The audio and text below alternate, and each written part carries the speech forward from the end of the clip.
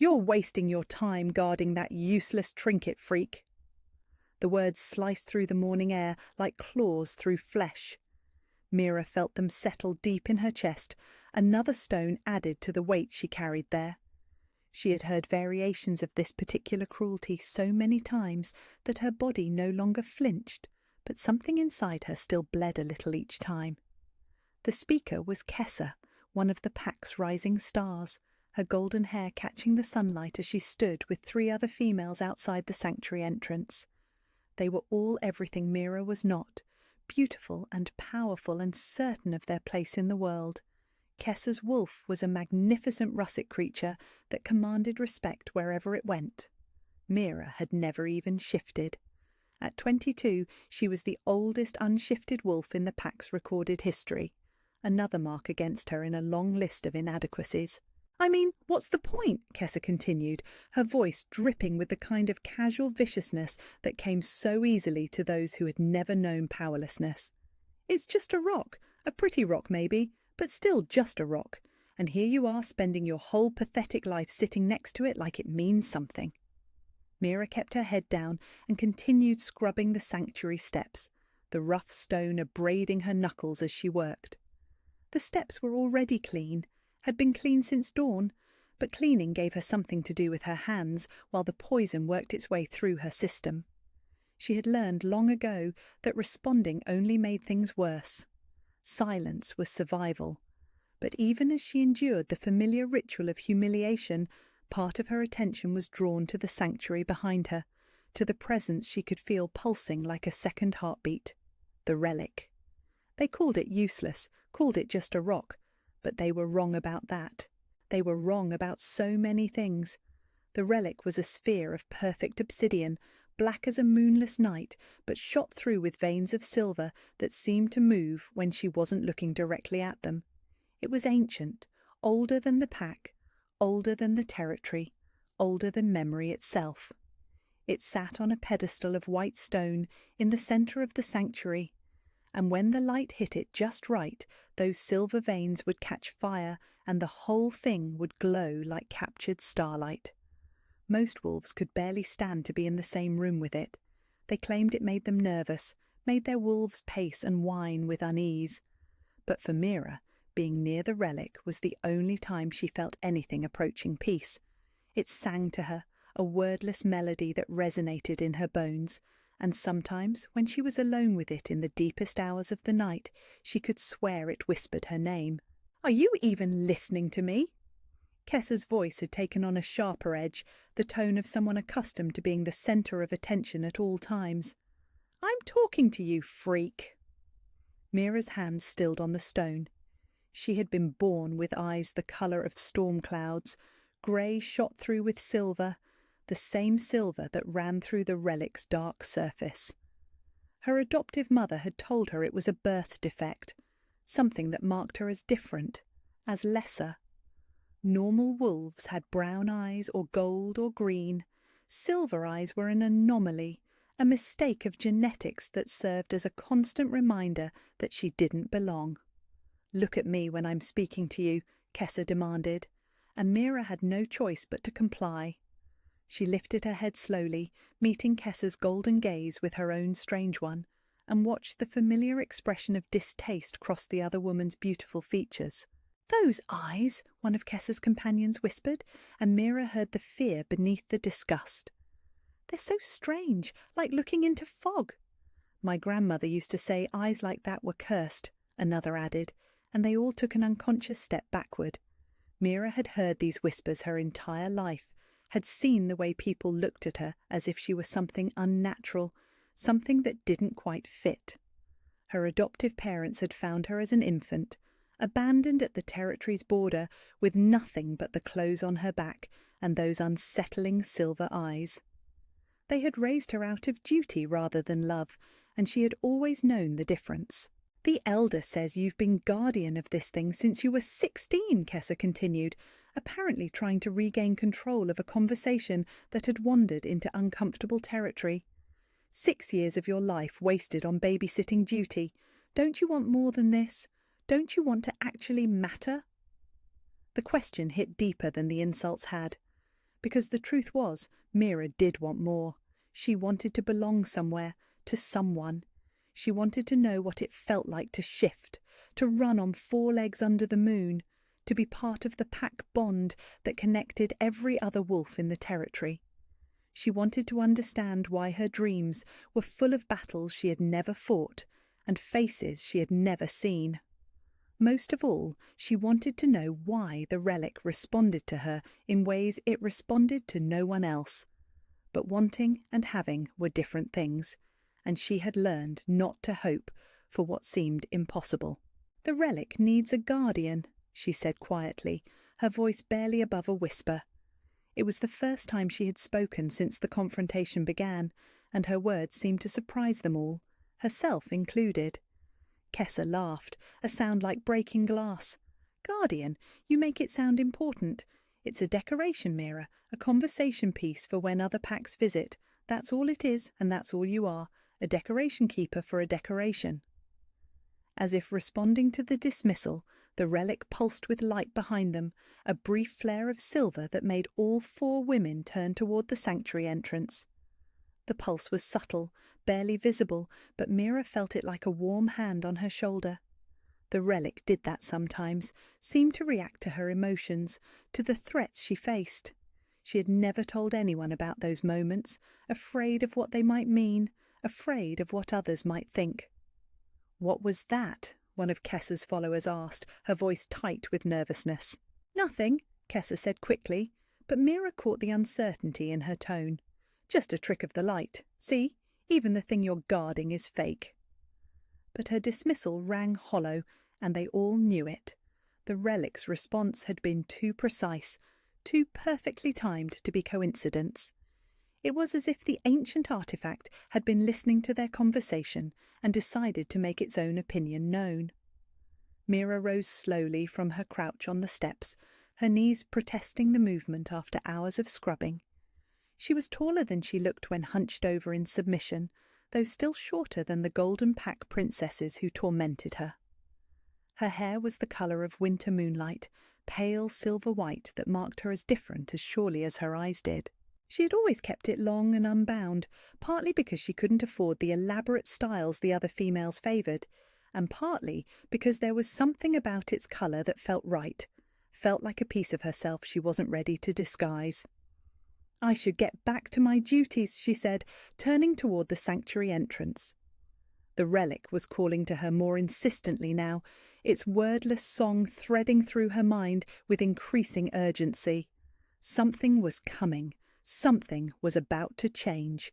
She could feel it in the way the silver veins in the obsidian sphere seemed to writhe with restless energy. "Running away?" Kessa called after her. "That's what you always do, isn't it? Run and hide behind your precious rock when the real world gets too much for you to handle." Mira paused at the threshold, her hand on the heavy wooden door. For just a moment, she felt something stir in her chest. Something that might have been anger or might have been power. The sensation was warm and bright and terrifying, like touching fire. The relic's song grew louder, almost demanding, as if it were trying to tell her something crucial. But then the moment passed, the feeling faded, and she was just Mira again, powerless, wolfless, worthless. She pushed open the sanctuary door and stepped into the cool shadows within, leaving Kessa's laughter echoing behind her in the morning sun. Inside, the relic waited on its pedestal, beautiful and mysterious and patient as eternity itself. The silver veins in its surface pulsed gently in rhythm with her heartbeat, and for the first time that day, Mira felt like she could breathe.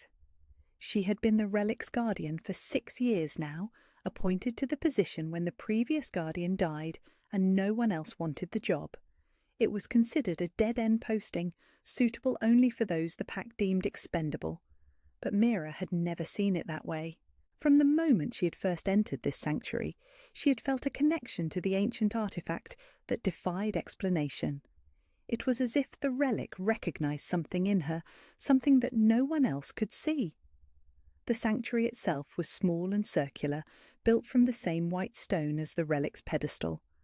The walls were carved with symbols that predated written language, flowing script that seemed to shift and change when she wasn't looking directly at it. High windows let in slanted beams of sunlight that fell across the obsidian sphere and set those silver veins blazing like captured lightning.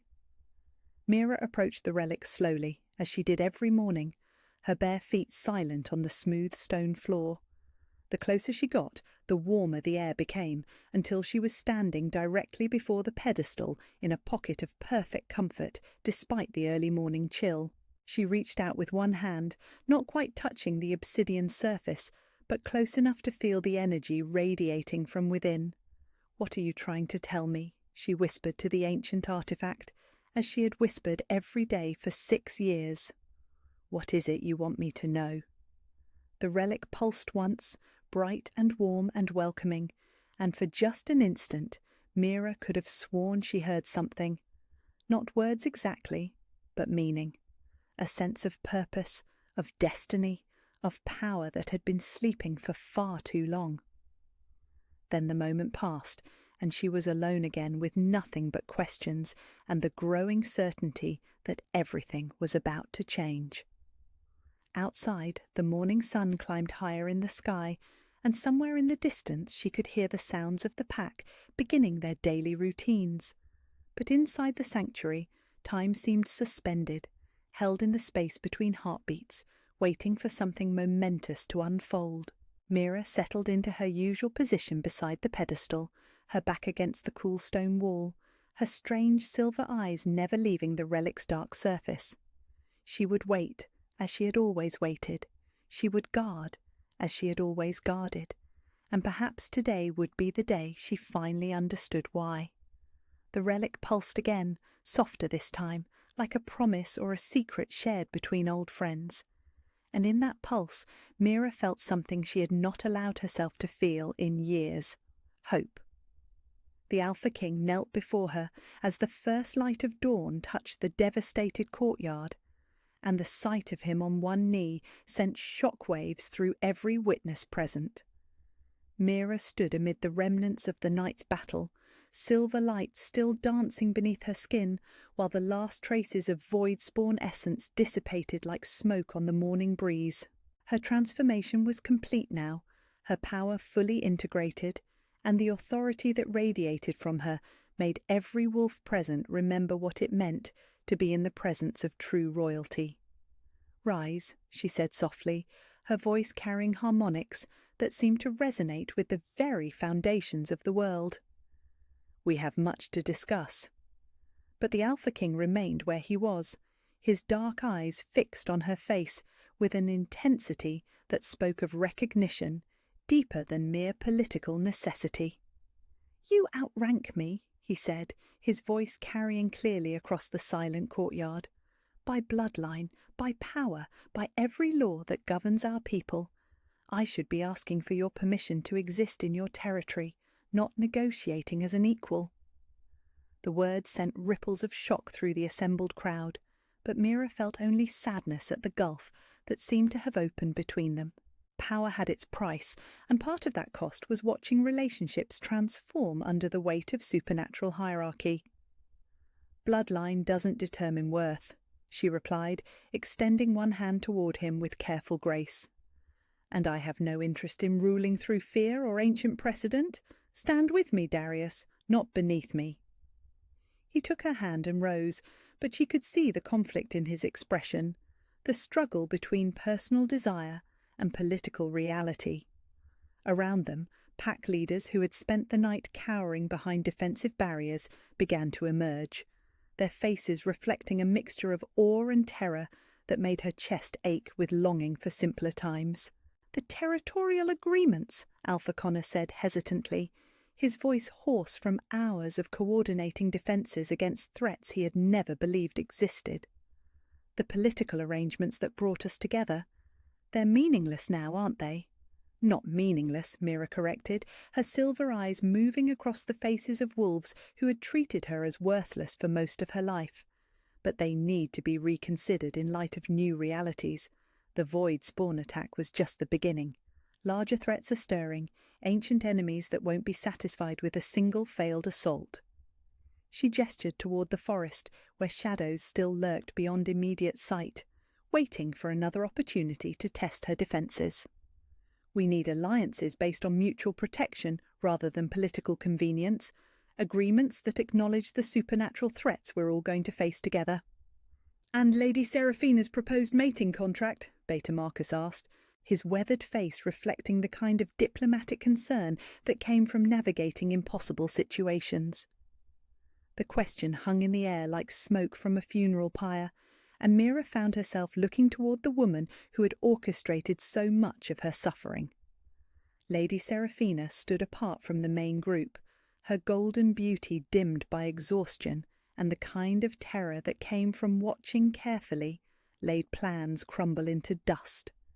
"Is null and void," the Alpha King said firmly, his voice carrying enough authority to make the declaration legally binding. "Contracts made under false pretenses have no validity, and the political situation has changed beyond recognition." "Has it?" Lady Seraphina stepped forward, some of her earlier composure returning now that immediate physical danger had passed. "Yes, she's more powerful than anyone anticipated. Yes, she can fight creatures that shouldn't exist. But she's still untrained in statecraft, still ignorant of the complexities involved in governing territories and managing alliances." Mira felt power stir beneath her skin at the casual dismissal, but she forced herself to remain calm. Lady Seraphina was grasping at straws, trying to find some way to salvage her position from a situation that had moved far beyond her control. "You're right," Mira said, surprising everyone present with the admission. "I know nothing about governing territories or managing complex political relationships. I've spent my entire life as a glorified servant, cleaning floors and tending to artifacts that no one else wanted to deal with." Lady Seraphina's eyes lit with triumph, but Mira wasn't finished. "But I know about sacrifice.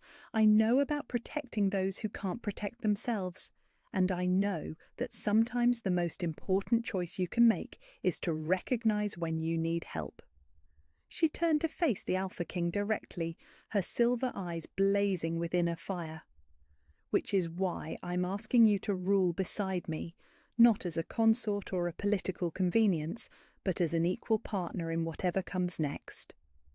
The silence that followed was absolute, broken only by the sound of wind moving through leaves and the distant call of birds greeting the dawn.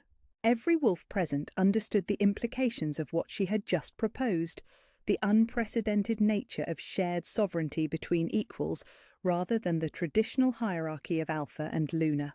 "The mate bond," Elder Thorns said quietly, speaking for the first time since the night's battles had begun. "It's already there, isn't it?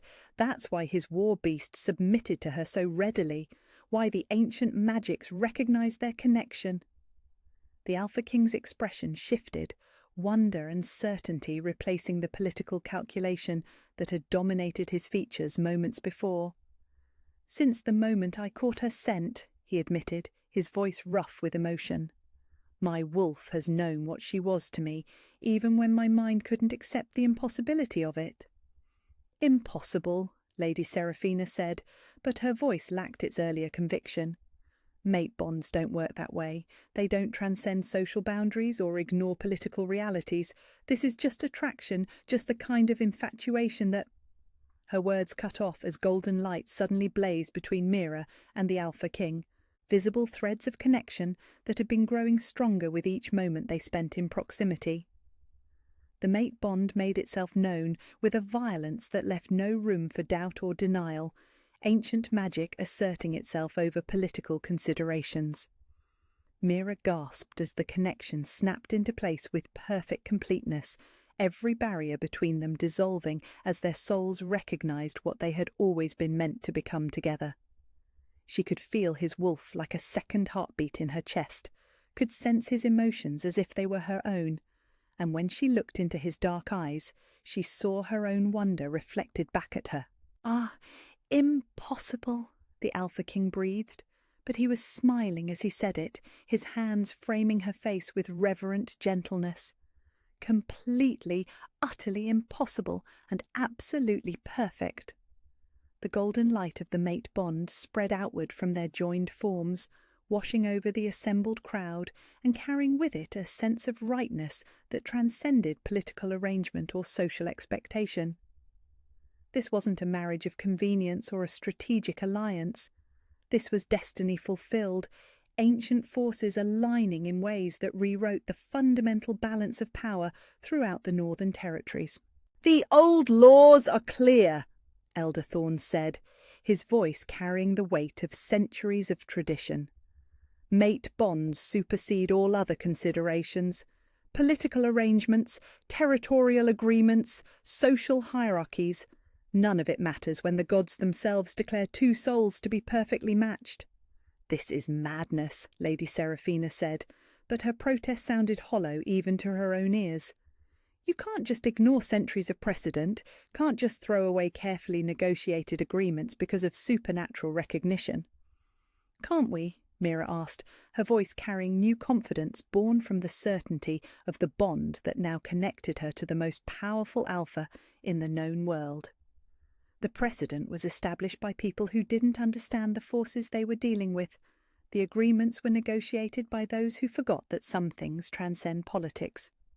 She looked out over the assembled crowd, seeing pack leaders and common wolves alike beginning to kneel once more, but this time in recognition of something greater than individual power.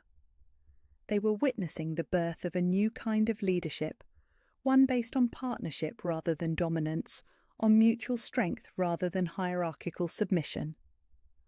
"The territories will be restructured," she continued, her words carrying the weight of prophecy and the authority of someone who had faced down the darkness itself.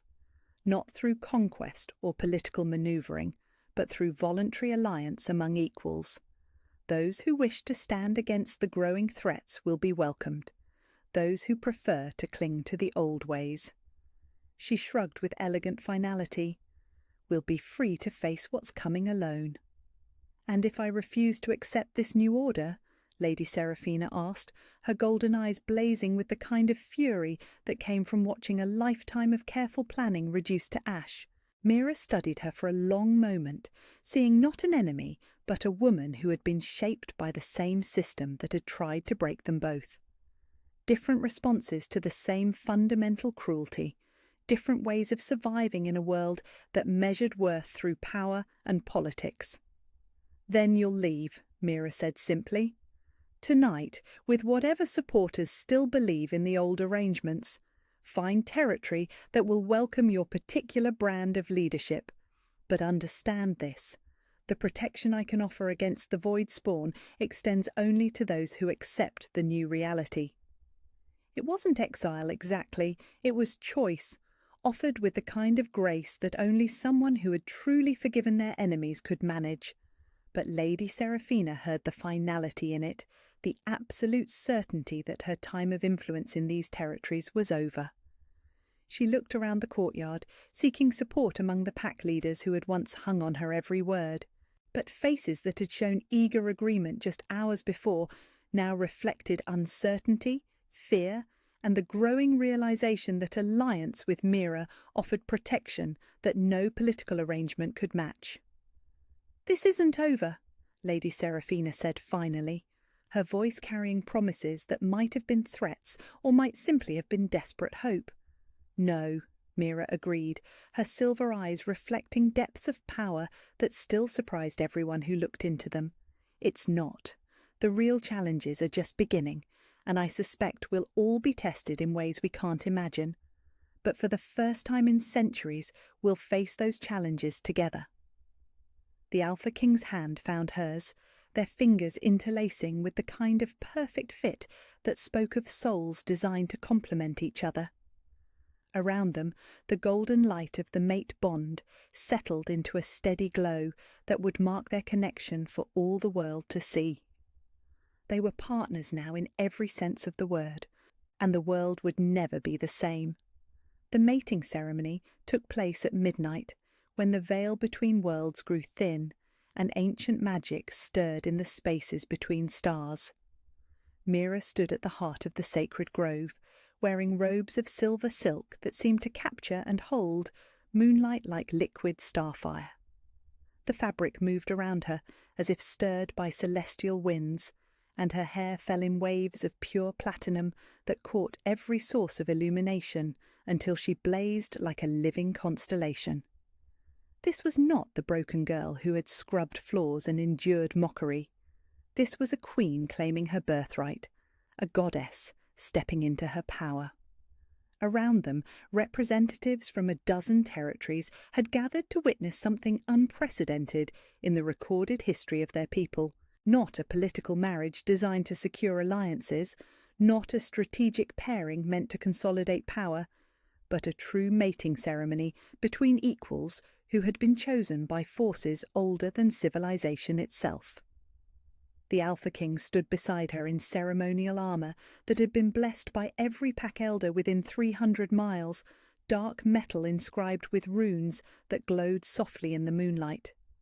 His war beast lay at his feet, massive and magnificent, red eyes reflecting the sacred fires that burned at the grove's cardinal points. But it was the way he looked at her, with wonder and reverence and soul-deep recognition, that made her breath catch in her throat.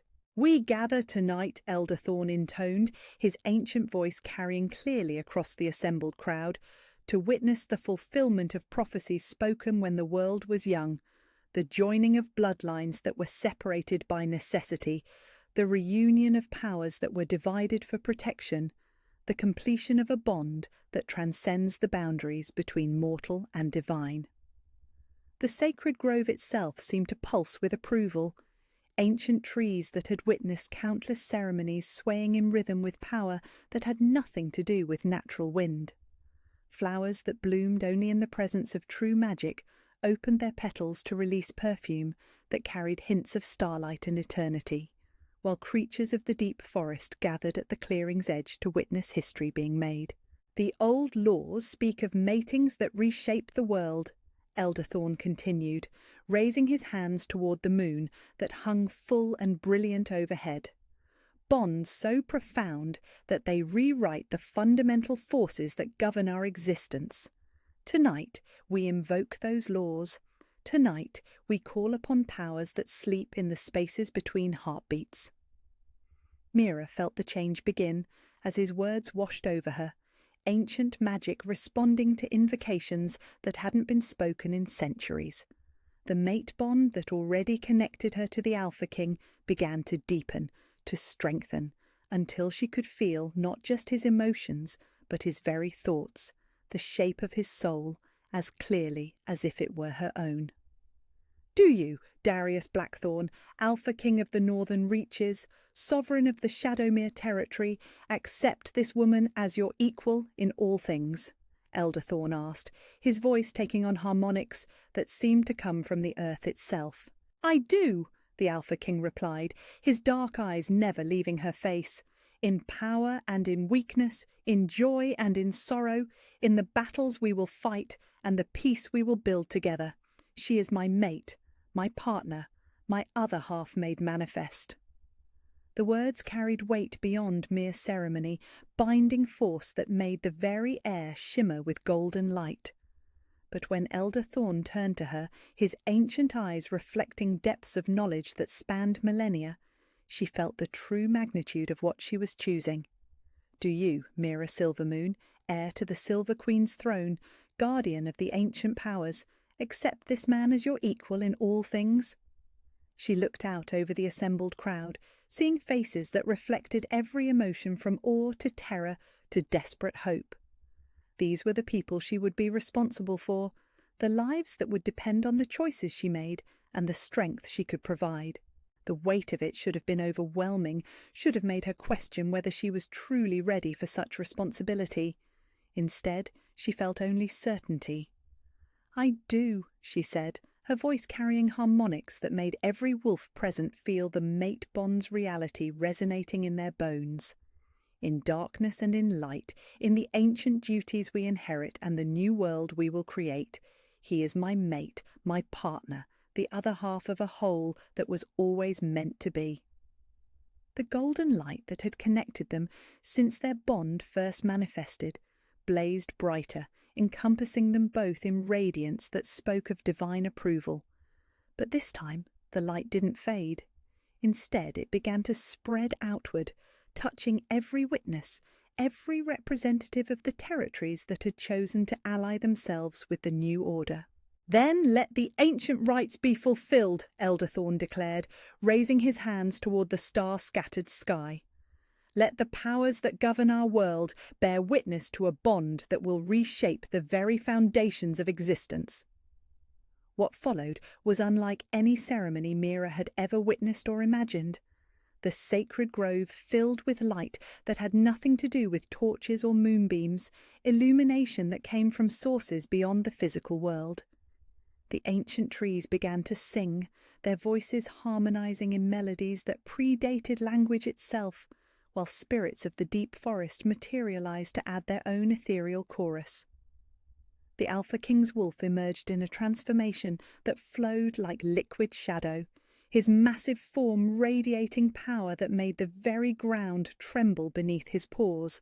But when Mira's own wolf answered the call, shifting with grace that seemed to bend reality around her silver-white form, the two great beasts moved toward each other with recognition that transcended species. They circled each other in a dance as old as the first moon, power flowing between them in visible currents that rewrote the magical landscape of the entire territory. Where their forms touched, flowers bloomed that had never existed before, silver and gold petals that glowed with inner light and would mark this sacred space for generations to come. The human witnesses gasped as the two wolves began to hunt together, moving through the forest beyond the grove with perfect synchronization. This wasn't just a symbolic joining, it was the literal merger of two supernatural forces, the creation of a partnership that would stand as a bulwark against the darkness that pressed at the borders of their world. When they returned to the grove, shifting back to human form in cascades of silver and golden light, they were no longer separate individuals who had chosen to join their lives. They were two halves of a unified whole, their connection so complete that it was impossible to tell where one ended and the other began. "Behold!" Elder Thorn announced, his voice carrying across distances that should have been impossible to span. "The new sovereigns of the Northern Territories, united not by politics but by power, not by convenience but by cosmic design. Let all who hear these words know that the age of division has ended." The representatives of allied territories knelt as one, their submission offered not to conquerors, but to leaders who had proven themselves worthy through sacrifice and strength.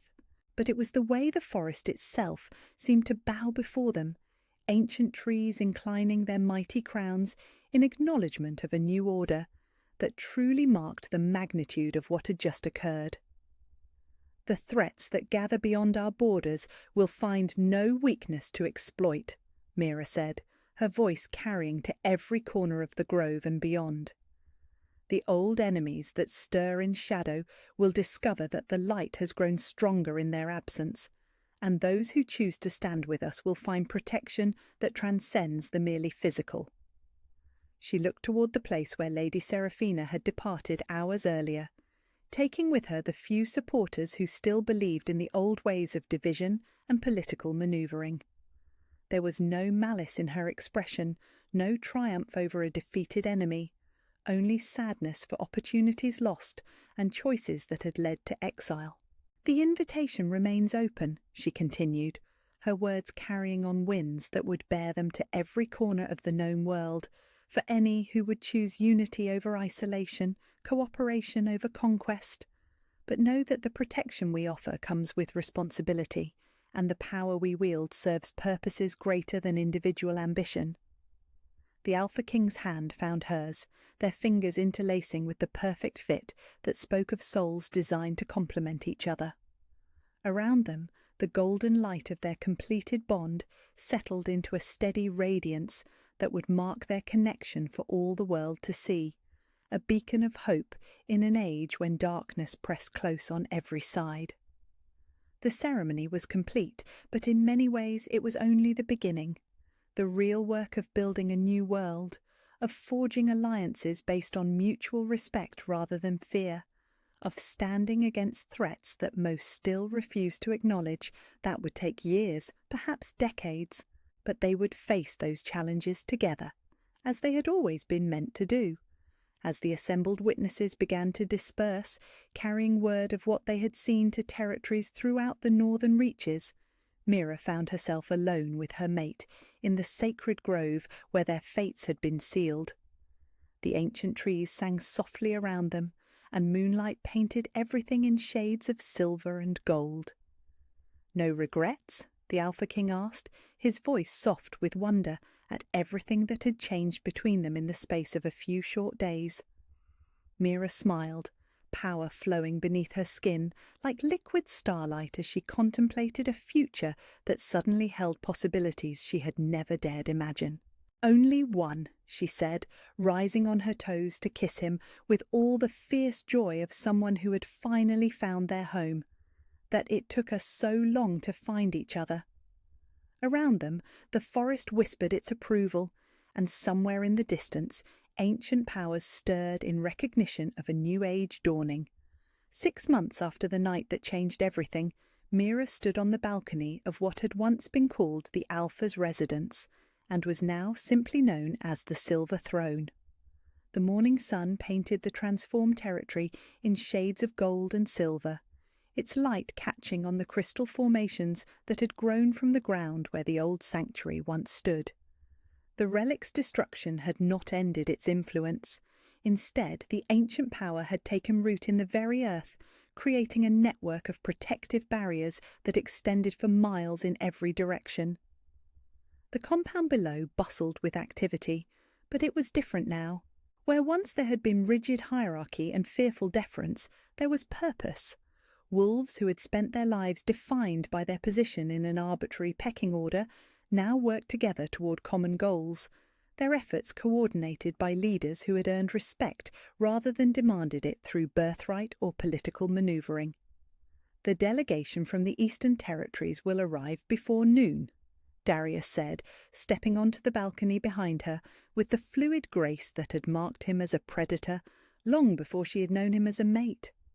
His presence still sent warmth spiralling through her chest, the mate bond as strong and vital as it had been on the night of their ceremony.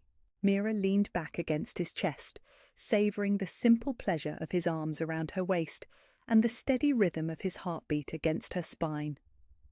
"They've finally accepted our terms?" "Unanimously," he confirmed, pressing a kiss to the crown of her head. The reports from their border scouts were persuasive. 3 void-spawn incursions in as many weeks, and they lack the resources to deal with threats of that magnitude. It was a story that had become depressingly familiar across the northern reaches. Territories that had initially rejected their offers of alliance, choosing to maintain the old ways of isolation and political independence, were discovering that some enemies couldn't be faced alone. The void spawn attacks were growing bolder, more coordinated, and only those under the Silver Throne's protection seemed capable of mounting effective defences. "Any word from Lady Seraphina's coalition?" Mira asked, though she suspected she already knew the answer. Darius's arms tightened around her, and she felt his wolf stir with protective instincts that would always see threats to her safety before anything else. "The Goldmane territory fell 3 days ago. Complete devastation, no survivors." The words hit her like a physical blow, grief and guilt warring in her chest as she processed the implications. She had offered Lady Seraphina a choice, had given her the opportunity to accept the new order and receive protection against the growing darkness. The Golden Goddess had chosen pride over pragmatism, had led her supporters into exile rather than submit to the authority of someone she saw as beneath her station. Now they were all dead, consumed by the very forces Mira had tried to warn them about. "I could have done more," she said quietly, silver tears sliding down her cheeks as she mourned enemies who had become victims of their own stubborn pride. "I could have found a way to make her understand." "You offered her everything you could," Darius replied, his voice rough with the kind of grief that came from watching preventable tragedies unfold. Sanctuary, protection, a place in the new world we're building. She chose to see it as weakness rather than strength. Mira knew he was right, but the knowledge did little to ease the weight of responsibility that pressed against her shoulders. Every life lost to the Voidspawn felt personal now. Every territory that fell, because its leaders were too proud to accept help, was a failure she carried in her heart. But there were victories to balance against the losses, successes that proved the new way forward was not just possible, but necessary. The network of allied territories that had formed around the Silver Throne now stretched from the eastern mountains to the western sea, united not by conquest, but by mutual recognition of shared threats and common purpose. "The morning reports," she said, forcing herself to focus on practical matters rather than dwelling on things that couldn't be changed. Darius reached into his jacket and pulled out a leather portfolio that contained summaries from their various territorial allies. It had become their daily ritual, reviewing the status of their expanding alliance over coffee and the quiet intimacy of dawn. "The Northern Reaches report successful containment of 2 minor incursions," he said, settling into the chair beside hers with the easy familiarity of 6 months spent learning to share everything. "The Southern Valleys have completed construction on their 3rd warning beacon, and the mountain clans are requesting additional training for their border patrols. All positive developments, evidence of territories that had learned to work together rather than jealously guarding their individual sovereignty. The old model of isolated pack leadership was giving way to something stronger, more flexible, better equipped to handle threats that transcended traditional boundaries."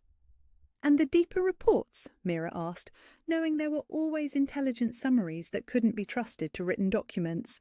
"The Voidspawn are definitely being coordinated by something intelligent," Darius said, his expression growing serious as he moved into topics that kept them both awake at night. "The attacks aren't random anymore. They're testing our defenses, probing for weaknesses, learning from each encounter."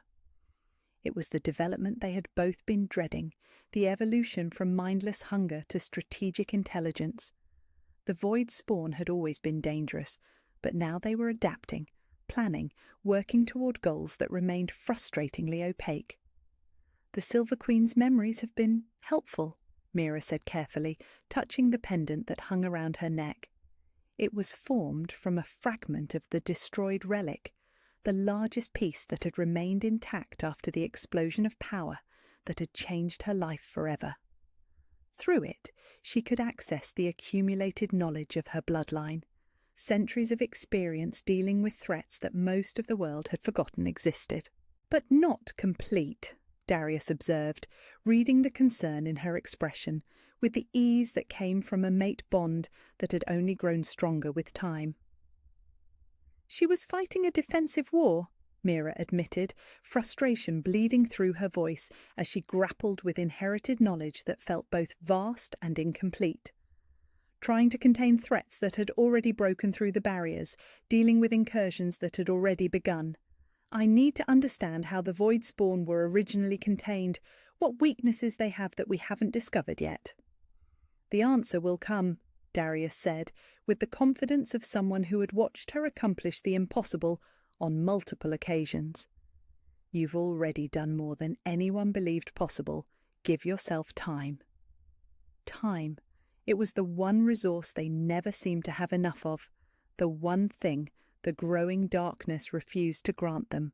But perhaps that was why moments like this felt so precious. Quiet mornings when they could pretend, just for a few minutes, that they were simply mates enjoying each other's company, rather than leaders bearing responsibility for the survival of their entire world. "There's something else," Mira said, her hand moving unconsciously to rest against her still flat abdomen. "Something I need to tell you." Darius went very still, his supernatural senses no doubt picking up on changes in her scent and heartbeat that confirmed what she had only just begun to suspect herself. When he looked at her, his dark eyes blazed with wonder and fierce protectiveness and joy so profound it took her breath away. "How long have you known?" he asked, his voice rough with emotion. 3 days, she admitted, smiling at the way his hand immediately covered hers, both of them marvelling at the new life growing beneath their joined palms. "I wanted to be certain before I said anything." "A child," he breathed, the words carrying weight that had nothing to do with simple biology. Their offspring would inherit both bloodlines, would carry genetic memories that stretched back to the dawn of supernatural civilization.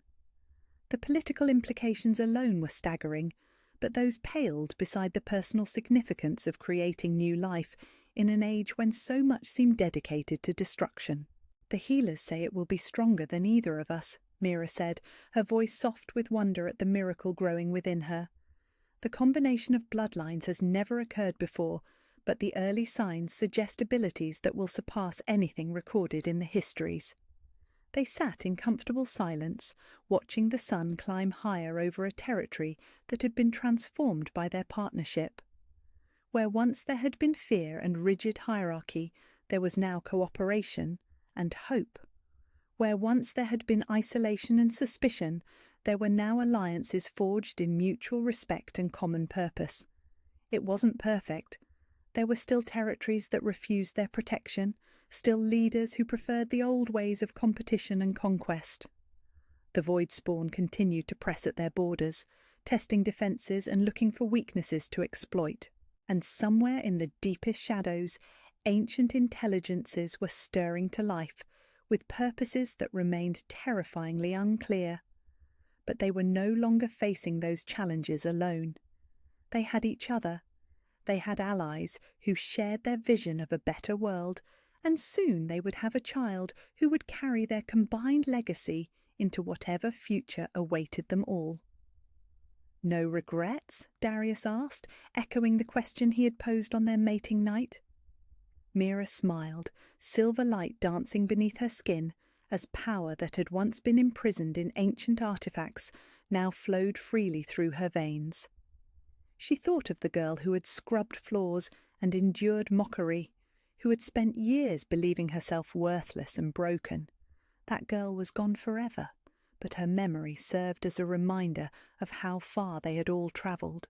"Only that it took a crisis to show us who we could become," she said, leaning into his embrace as morning light painted their transformed world in shades of silver and gold. "But perhaps that's how the best changes always happen, through necessity rather than choice, through desperation rather than planning. Through love rather than politics," Darius added, pressing another kiss to her hair. "Through love rather than politics," she agreed, one hand resting on their unborn child while the other intertwined with his. Always through love. Below them, the Silver Throne's territory awakened to another day of challenges and possibilities, defended by leaders who had learned that true strength came not from dominance but from partnership, not from fear but from hope, and in the distance, carried on winds that smelled of starlight and ancient magic, came the promise of a future where darkness would never again go unchallenged. The Alpha King was coming, and the entire territory had lost its collective mind. Mira watched from the sanctuary steps as pack members ran in frantic circles across the main courtyard, carrying banners and flowers and polished weapons that caught the afternoon sunlight. The preparations had been going on for 3 days now, ever since the formal announcement that King Darius Blackthorn would be arriving to negotiate the territorial treaties that would reshape the northern borders. Everyone had a job, a purpose, a critical role to play in ensuring the visit went smoothly. Everyone except her. Mira. The voice belonged to Beta Marcus, the pack's second in command and the closest thing she had to a protector in the hierarchy. His tone was gentle but firm as he approached the sanctuary entrance, his weathered face creased with the kind of worry that came from managing impossible logistics. "You need to stay out of sight during the ceremonies." She had been expecting this conversation for days, but the words still hit like a physical blow.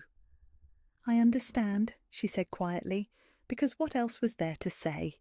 She was an embarrassment, a stain on the pack's reputation that needed to be hidden away when important guests arrived. "It's not personal," Marcus continued, though they both knew it absolutely was. "It's just that the Alpha King has very high standards, and we need everything to be perfect. The territorial agreements depend on making a good impression, and you—" He trailed off, apparently unable to find a diplomatic way to finish the sentence. "And I'm not impressive," Mira supplied, saving him the trouble. "I know what I am, Beta Marcus. You don't need to pretend otherwise."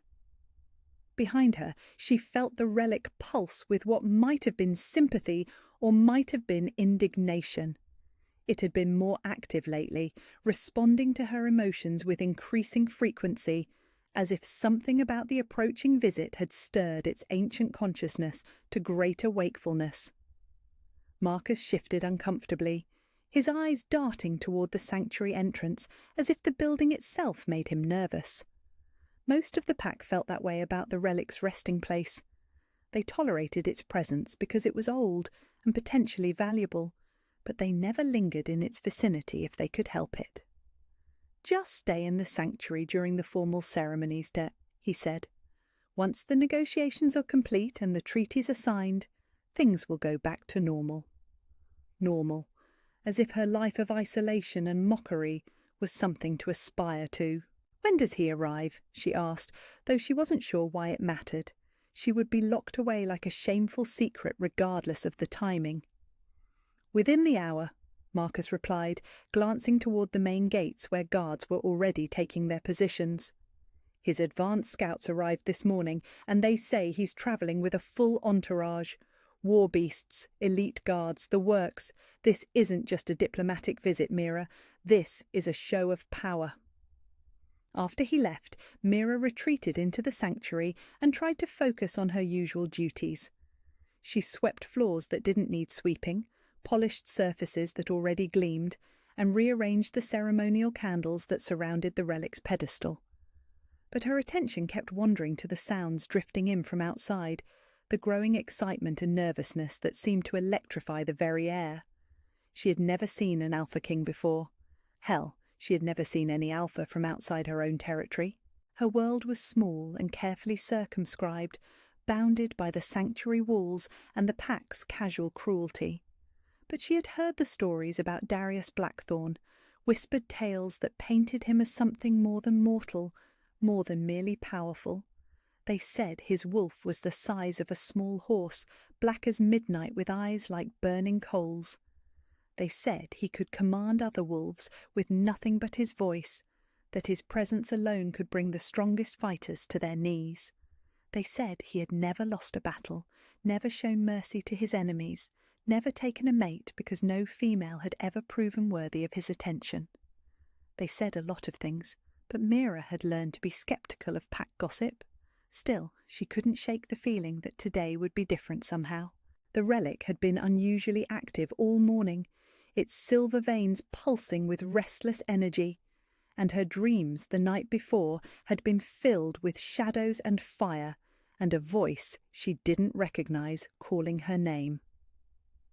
The first sign of the Alpha King's arrival was the silence. It started gradually, conversations dying away in the middle of sentences, laughter fading to nothing, even the sound of footsteps becoming muffled and hesitant. Then the wind changed, carrying with it a scent that made every wolf in the territory freeze in recognition. Power, authority, dominance so absolute that it rewrote the very air around it. Mira felt it too, a pressure against her skin like the moment before lightning strikes. The relic behind her began to glow, soft silver light bleeding from its dark surface, as if responding to some invisible signal. She turned to look at it, startled by the intensity of its reaction, and in that moment of distraction nearly missed the sound that would haunt her dreams for years to come. A howl, deep and primal and utterly commanding, rising from somewhere beyond the main gates and rolling across the territory like thunder. It was not the howl of a wolf calling to its pack. It was the howl of a king announcing his presence to the world, and every living thing within miles felt the urge to bow their heads in automatic submission, except for Mira. The sound washed over her without triggering the instinctive deference it demanded. Instead, she felt something else entirely: recognition, as if some part of her had been waiting her entire life to hear that particular voice. The relic's glow intensified, silver veins now blazing like molten metal, and for one impossible moment the ancient artifact seemed to sing in harmony with the Alpha King's howl. The sound resonated through her bones, through her blood, through parts of her soul she hadn't known existed. Then the moment passed, the howl faded, and the relic returned to its usual subtle luminescence. But Mira remained frozen at the sanctuary's centre, her heart racing with an emotion she couldn't name. Outside, she could hear the sound of approaching hoofbeats, the jingle of harnesses, the low murmur of voices speaking in the formal cadences of diplomacy. The Alpha King had arrived, and the real performance was about to begin. She pressed herself against one of the sanctuary's high windows, peering out through the ancient glass at the courtyard below. The pack had arranged itself in perfect formation, a living display of strength and unity designed to impress their royal guest. Alpha Connor stood at the front with his mate and heir, while the rest of the hierarchy fanned out behind them in order of importance. The gate swung open with ceremonial precision, and Mira got her first glimpse of a legend made flesh. Darius Blackthorn was everything the stories claimed and more. He rode a destrier that looked like it had been carved from shadow, its coat so black it seemed to absorb light rather than reflect it. But it was the man himself who stole her breath away. Even from a distance, even partially obscured by the formal procession surrounding him, his presence was overwhelming. He was tall, broad-shouldered, and moved with the fluid grace of a predator absolutely certain of its place in the world. His hair was dark as his horse's mane, and when he dismounted in the centre of the courtyard, every wolf present took an unconscious step backward. Power radiated from him in visible waves, and Mira found herself gripping the window ledge hard enough to leave marks in the ancient stone. The formal greetings began, ritualized exchanges of respect and recognition that would have been tedious under normal circumstances. But Mira couldn't look away from the Alpha King, couldn't shake the feeling that something momentous was building just beneath the surface of the diplomatic pleasantries. Then his war beast appeared. It emerged from the travelling party like a piece of the night-given form, massive beyond anything Mira had ever imagined. The wolf was easily twice the size of any shifter she had ever seen, its fur so dark it seemed to create its own shadows. Red eyes swept across the assembled pack with predatory intelligence, and when its gaze passed over the sanctuary, those burning orbs fixed directly on the high window where she stood hidden. Mira jerked backward, heart hammering against her ribs, but it was too late. The war beast had seen her, had marked her presence with the same precision a hunter would mark prey. Worse, it was moving now, ignoring the formal ceremonies entirely, as it padded with deliberate purpose toward the sanctuary entrance. "No," she whispered, backing away from the window. "No, no, no!" But the massive wolf was already at the sanctuary door, and she could hear the sound of wood creaking under immense pressure. The ancient barriers that had protected this place for centuries meant nothing to a creature of such power. Within moments, the war beast would be inside, and she would be face to face with a legend that could kill her without effort. Behind her, the relic erupted in silver fire. Light poured from the obsidian sphere like liquid starlight, flooding the sanctuary with radiance so intense it should have been blinding. But instead of pain, Mira felt only warmth, only recognition, only the sensation of coming home after a lifetime of wandering. The relic was singing now, actually singing, its voice harmonizing with something deep in her chest that she hadn't known existed. The sanctuary door burst open, and the Alpha King's war beast filled the entrance like a piece of living midnight. Red eyes fixed on her with laser intensity, but instead of the aggression she expected, the massive wolf simply stopped. its great head tilted to one side, nostrils flaring as it tested her scent, and something that might have been confusion flickered across its ancient features. Then, impossibly, the war beast lowered its head, not in threat, not in preparation for attack, but in something that looked disturbingly like recognition, like respect, like the acknowledgement of an authority it hadn't expected to find in this place. "What?" Mira breathed, but the word died in her throat as footsteps echoed in the doorway behind the massive wolf. Alpha King Darius Blackthorn stepped into the sanctuary, and the world tilted on its axis. He was even more overwhelming up close, his presence filling the circular chamber until there seemed to be no room for anything else. Dark eyes swept the space with calculating precision before settling on the relic, which was still blazing with silver fire, and then, inevitably, on her. "Impossible," he said, his voice a low rumble that seemed to come from somewhere deeper than his chest. "The Moonstone relic. It's been lost for 3 centuries. Mira stared at him, unable to process the implications of what he had just said. Moonstone. His gaze sharpened, focusing on her with an intensity that made her feel like a butterfly pinned to a board. "You're the Guardian." It wasn't a question, but she nodded anyway, not trusting her voice to work properly. The Alpha King moved closer, his war beast following at his heel like a devoted shadow, and she found herself trapped between the relic's blazing pedestal and the most dangerous predator in the known world. "How long?" he asked, still staring at her with those dark, calculating eyes. 6 years, she managed to whisper. Something flickered across his features, too quick to interpret. "And it responds to you." Again, not a question. The relic was still singing, its silver veins pulsing in rhythm with her heartbeat, creating patterns of light that danced across the sanctuary walls like living art. There was no point in denying what he could see with his own eyes. "Sometimes," she admitted. The Alpha King stepped closer, close enough that she could feel the heat radiating from his skin, could catch his scent of pine and winter storms and something indefinably wild. His war beast settled beside the relic's pedestal as if it belonged there, red eyes never leaving her face. "What's your name?" he asked, his voice gentler now but no less commanding. "Mira," she said, then added automatically, "Your Majesty." He reached out slowly, as if approaching a skittish animal, and touched one finger to the relic's surface. The moment his skin made contact with the obsidian sphere, the entire sanctuary exploded with silver light. The ancient walls trembled, the carved symbols blazed with their own inner fire, and somewhere in the distance Mira could hear the sound of other wolves howling in confusion and fear. But here, in the epicenter of the magical storm, she felt only peace.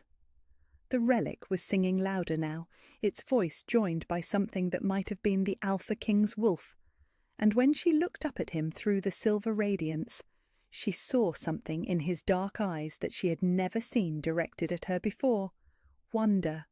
"Impossible," he breathed again, but this time the word sounded like a prayer rather than a denial, and somewhere deep in her chest, in a place she had never acknowledged existed, Mira felt an answering song begin to rise. He came back alone at dawn, when the mist still clung to the sanctuary walls, and the rest of the pack slept off the previous night's welcoming feast. Mira heard his approach before she saw him, the soft pad of boots on stone and something else, something deeper, a presence that seemed to bend the very air around it.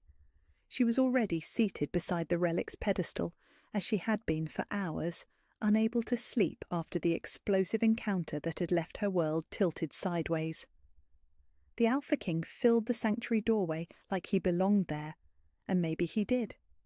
The relic had responded to him with a violence of light that still echoed in her memory, silver fire that had blazed so bright she could have sworn it left permanent marks on the ancient walls.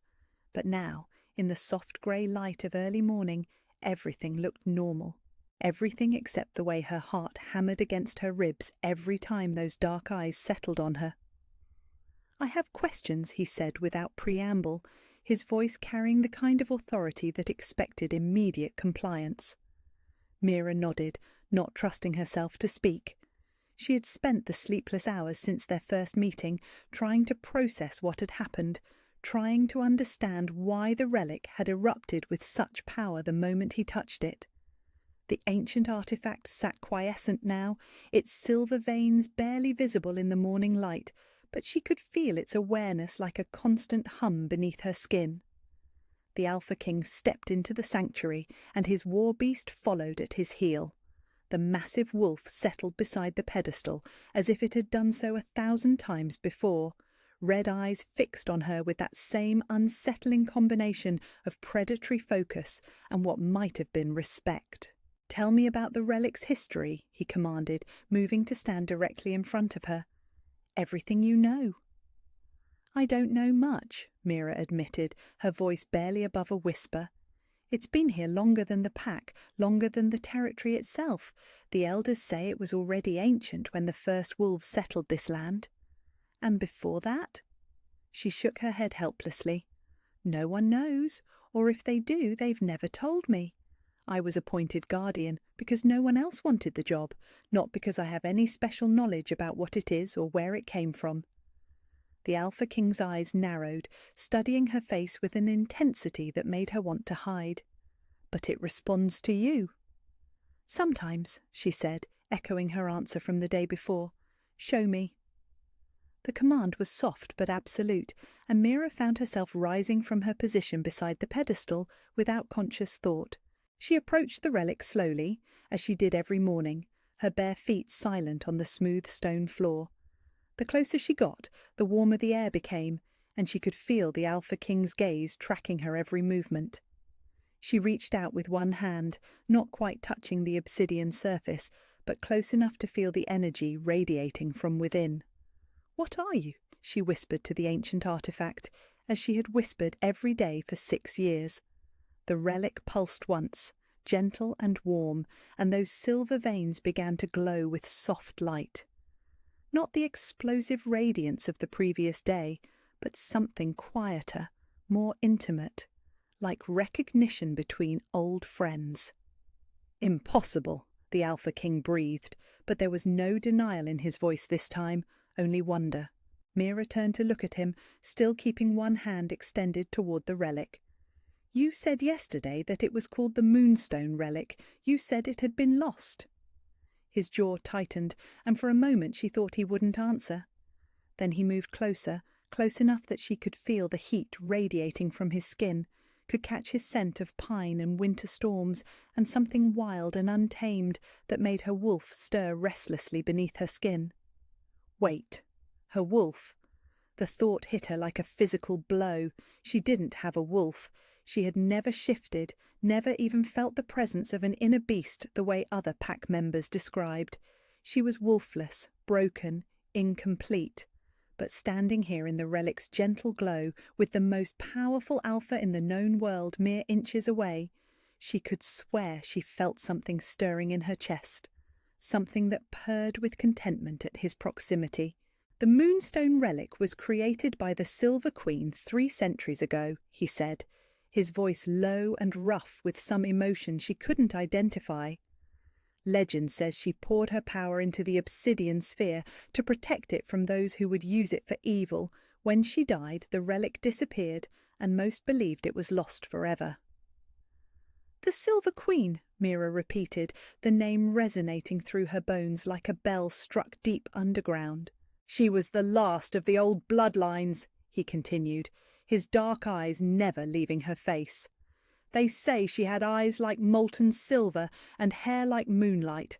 They say she could command the elements themselves, could speak to the ancient spirits that most wolves have forgotten exist." Mira's hand trembled where it hovered near the relic's surface, and the silver veins pulsed in response to her distress. "Why are you telling me this?" Instead of answering, the Alpha King reached out slowly, as if approaching something precious and fragile, and touched his fingers to her cheek. His skin was warm and rough with calluses, and the contact sent electricity racing through her entire body. "Because," he said softly, You have her eyes." The sanctuary fell silent except for the sound of her ragged breathing and the relic's gentle humming. Mira stared up at the Alpha King, trying to process the implications of what he had just said, trying to understand why her entire world seemed to be reorganizing itself around this moment. "That's impossible," she whispered, but even as she said it, she was remembering things. The way her adoptive parents had always looked at her with a mixture of fear and resentment. The way other pack members crossed themselves when they thought she wasn't looking. The way the relic had always made her feel like she was coming home. "Is it?" he asked, his thumb tracing the line of her cheekbone with devastating gentleness. "Tell me, Mira, what do you remember from before?" "Before what?" "Before they found you." She shook her head, confusion and something that might have been fear making her chest tight. "Nothing. I was an infant. No one remembers being an infant?" But that wasn't entirely true, was it? She had dreams sometimes, vivid and strange, full of places she had never seen and faces she had never met. Dreams of great battles and silver light and a woman's voice calling her name with desperate love. Dreams she had always dismissed as imagination, as her mind's way of filling the void left by her unknown origins. "The sanctuary," the Alpha King said, his voice taking on an urgent edge. "Was it built around the relic, or was the relic placed here after the sanctuary was constructed?" Mira blinked, struggling to focus on the question when every nerve in her body was hyper-aware of his touch, of the way his war beast watched them both with those burning red eyes. "Around the relic," she said automatically. "Everyone knows that. The Pack's founders discovered it here and built the sanctuary to protect it. And where exactly did they find you?" The question hit her like ice water, cold and shocking and suddenly horribly significant. "At the territory's border," she said slowly. "They found me at the border, abandoned with nothing but the clothes on my back." "Which border?" She met his eyes, seeing her own dawning comprehension reflected in their dark depths. "The eastern border, up," she whispered, "near the sacred forest that borders the sanctuary grounds." The Alpha King's hand stilled against her cheek, and his war beast lifted its massive head with a low whine that sounded almost like recognition, like grief. "Show me," he said. "Show you what?" "The place where they found you." Mira hesitated, glancing toward the relic as if the ancient artifact could provide guidance. The silver veins pulsed gently, encouragingly, and she felt that strange stirring in her chest again. Her wolf, if she truly had one, seemed to approve of the Alpha King's request. "I've never been back there," she admitted. "My adoptive parents forbade it. They said it was dangerous, that the forest was full of things that shouldn't be disturbed." "All the more reason to go," he said, finally dropping his hand from her face. The loss of contact left her feeling oddly bereft, as if something essential had been severed. "The sacred forest is where the old magic runs strongest. If there are answers to be found about your origins, that's where we'll find them." "We?" Something that might have been a smile ghosted across his features. "Did you think I would let you face this alone?" The question shouldn't have affected her as strongly as it did. She was nothing to him. A nobody guardian of a relic he had claimed was legendary. But the way he was looking at her, the way his war beast continued to watch her with those ancient, knowing eyes, made her feel like she mattered, like she was worth protecting. "The Pack won't like it if you spend more time with me," she said, trying to inject some practicality into a conversation that had veered wildly into territory she didn't understand. "The negotiations—" "The negotiations can wait," he said, his voice carrying a finality that brooked no argument. "This is more important." "How can you know that?" The Alpha King was quiet for a long moment, his gaze moving between her face and the softly glowing relic behind her. When he spoke again, his voice was rough with an emotion she couldn't identify. "Because," he said, "my wolf has been going insane since the moment I first caught your scent." The admission hung in the air between them, like a living thing, dangerous and precious and completely unexpected. Mira felt that stirring in her chest again, stronger now, and for the first time in her life she could swear she heard something that might have been another wolf's answering call. "I don't understand," she breathed. The Alpha King stepped closer, so close she had to tip her head back to maintain eye contact, so close she could feel his breath against her forehead when he spoke. "Neither do I," he said, "but I intend to find out." Behind them, the relic pulsed with sudden, brilliant light, as if responding to some unspoken promise that had just been made. And somewhere in the sacred forest beyond the sanctuary walls, Mira could swear she heard something calling her name, with a voice like silver bells and ancient magic. The Alpha King heard it too. She could tell by the way his entire body went rigid, by the way his war beast rose to its feet with a low growl that seemed to shake the sanctuary's foundations. Something was stirring in the old places, something that had been sleeping for far too long. "Tomorrow," he said, his voice barely above a whisper but carrying absolute authority. "We go tomorrow."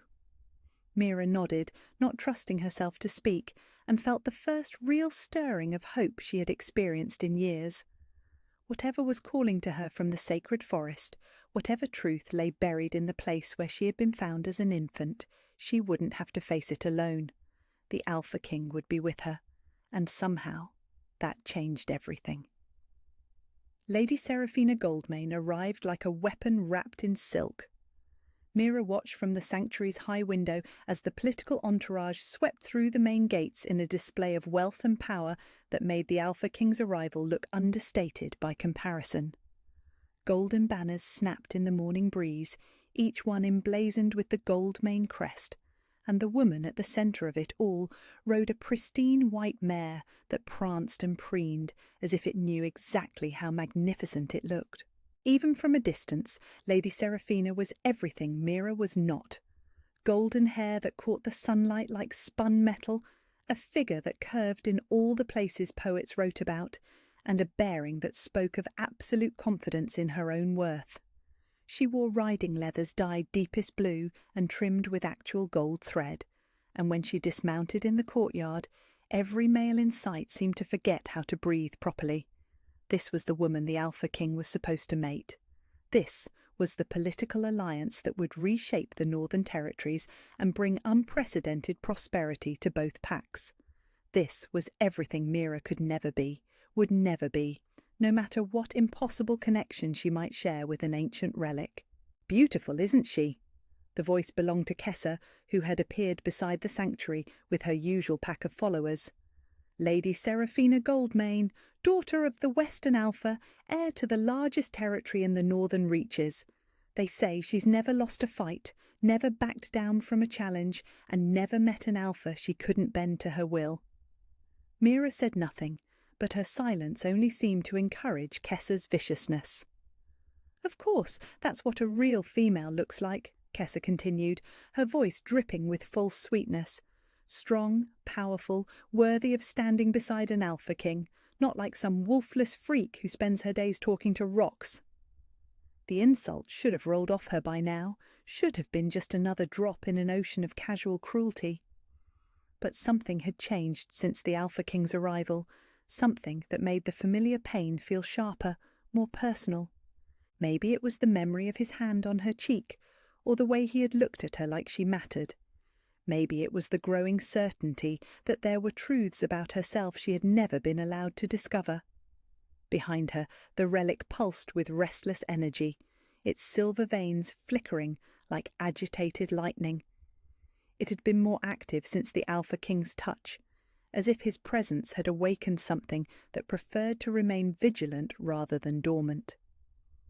"I heard he's been spending time in the sanctuary," one of Kessa's followers added, her voice pitched to carry just far enough. "Asking questions about the relic, about its history, probably trying to determine its value before he claims it along with everything else." "Smart man," Kessa agreed, "though I can't imagine why he'd waste time talking to her about it. What could she possibly know that would interest someone like him?" More than you could possibly imagine, Mira thought but didn't say. The revelation about the Silver Queen and the possibility of her own connection to that legendary bloodline, felt too precious and fragile to expose to Kessa's poison.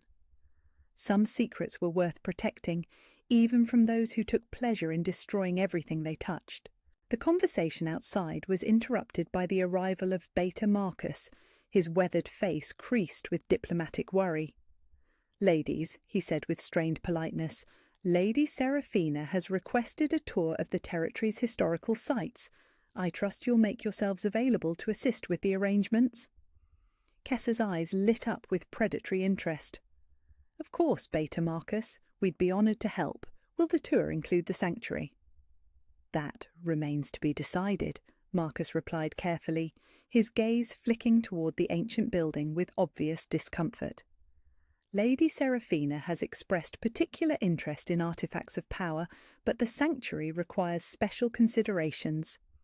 "Because of the Guardian," Kessa said, the words loaded with malicious implication. "I understand completely.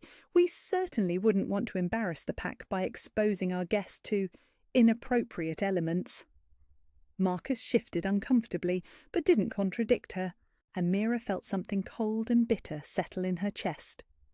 Even Beta Marcus, who had always been kind to her in his own distant way, saw her as a liability to be managed rather than a person with value. After they left, Mira retreated deeper into the sanctuary, seeking the comfort of the relic's presence. The ancient artifact seemed to sense her distress, its silver veins glowing with gentle warmth as she settled beside the pedestal. But even its familiar song couldn't entirely banish the taste of humiliation from her mouth. She was being foolish, she knew. The connection she felt with the Alpha King, the impossible possibility that she might be descended from legendary bloodlines, the growing certainty that there was more to her story than anyone had ever revealed. It was all just wishful thinking. Fantasy born from a lifetime of longing to be more than she was. The Alpha King would complete his political negotiations, mate with the golden goddess who had arrived that morning, and return to his own territory with barely a memory of the strange grey girl who guarded a relic he found interesting. That was how the world worked. That was how it had always worked. The sanctuary door opened with enough force to make the ancient hinges groan in protest. Lady Seraphina Goldmane filled the doorway like a conquering army, her presence so overwhelming that the very air seemed to recoil from her passage. She was even more beautiful up close, her features perfect enough to make sculptors weep with envy, but there was something cold behind her golden eyes that made Mira's skin crawl. "So," Lady Seraphina said, her voice like honey poured over steel, "you're the little pet who's been monopolizing my future mate's attention." Mira rose slowly from her position beside the relic, her heart hammering against her ribs. "My lady, don't." The command cracked like a whip, stopping Mira's words in her throat. "Don't speak unless I give you permission. I have things to say, and you're going to listen." Lady Seraphina stepped further into the sanctuary, her eyes never leaving Mira's face even as she catalogued every detail of the ancient chamber. When her gaze fell on the relic, something predatory flickered across her perfect features. "Interesting," she murmured, moving closer to the obsidian sphere. "I've heard stories about artifacts like this, remnants of the old magic, before the bloodlines were properly regulated." She reached out one perfectly manicured hand toward the relic's surface, and Mira felt every instinct she possessed scream in alarm. "My lady, please don't. I told you not to speak." Lady Seraphina's voice had dropped to a whisper, but somehow that made it more terrifying rather than less. "This concerns me now. King Darius has been distracted since his arrival, asking questions about things that should have been forgotten centuries ago. I won't have some wolfless nobody interfering with agreements that took years to negotiate." Her fingers made contact with the obsidian surface, and the reaction was immediate and violent. The relic erupted with silver fire, but not the gentle warmth it had shown Mira, or even the brilliant welcome it had offered the Alpha King. This was defensive light, harsh and rejecting, and it sent Lady Seraphina stumbling backward with a cry of pain and shock. "What?" she snarled, staring at her hand, where angry red marks were already rising on her perfect skin. the sanctuary filled with the sound of rushing wind despite the absence of any breeze, and the ancient symbols carved into the walls began to glow with their own inner light. The Relic's song had changed, become something fierce and protective and utterly implacable. It was rejecting Lady Seraphina's touch, marking her as a threat to be repelled rather than welcomed. "Stop this!" Lady Seraphina demanded, turning her golden glare on Mira as if she were responsible for the artifact's reaction. "Make it stop!" "I can't," Mira said truthfully, backing toward the far wall as the magical storm intensified around them. "I don't control it. It responds to—" "To what?" Lady Seraphina advanced on her, ignoring the way the silver light made her beautiful face look harsh and twisted. "To you, a nothing girl with no wolf, no power, no worth beyond scrubbing floors and tending to relics that should have been destroyed centuries ago?" The words hit like physical blows, but before Mira could respond, the sanctuary door exploded inward again. This time it was the Alpha King who filled the entrance, his war beast at his side and his dark eyes blazing with barely contained fury. "What is happening here?" he demanded, his voice carrying enough authority to make the very stones tremble. Lady Seraphina spun toward him, and her expression shifted so quickly it was almost dizzying. Gone was the cold predator, replaced by a vision of injured innocence that would have been convincing if Mira hadn't witnessed the transformation herself. "Darius, thank the gods you're here," she breathed, cradling her burned hand against her chest. "I came to see this famous relic you've been so interested in, and it attacked me. There's something wrong with it, something dark and dangerous. And she—" Her golden eyes fixed on Mira with perfect accusation. She just stood there and watched it happen. The Alpha King's gaze moved between Lady Seraphina's burned hand and the relic, which was still pulsing with agitated light. His war beast padded into the sanctuary, nose lifted to test the air, and when its burning red eyes settled on Lady Seraphina, it let out a low growl that made her take an involuntary step backward. "The relic has protective enchantments," he said finally, his voice carefully neutral. "They activate against perceived threats." "Threats?" Lady Seraphina's voice rose in perfectly pitched outrage. "I'm your intended mate, the future Lunar of your territory. How could I possibly be perceived as a threat?" It was a reasonable question, and Mira found herself holding her breath as she waited for his answer. The Alpha King studied Lady Seraphina for a long moment, his expression unreadable, then turned his attention to the relic itself. The ancient artifact had begun to calm under his regard, its silver veins settling back to their usual gentle glow. But there was something different about its light now, something more aware and watchful than before. As if Lady Seraphina's attack had awakened defensive protocols that had been dormant for centuries. Perhaps, the Alpha King said carefully, the relic sensed hostile intent. The words fell into the sanctuary like stones into still water, and Mira watched Lady Seraphina's perfect mask slip just enough to reveal the fury underneath. "Hostile intent," she repeated, her voice deadly quiet. "Toward whom? Toward what?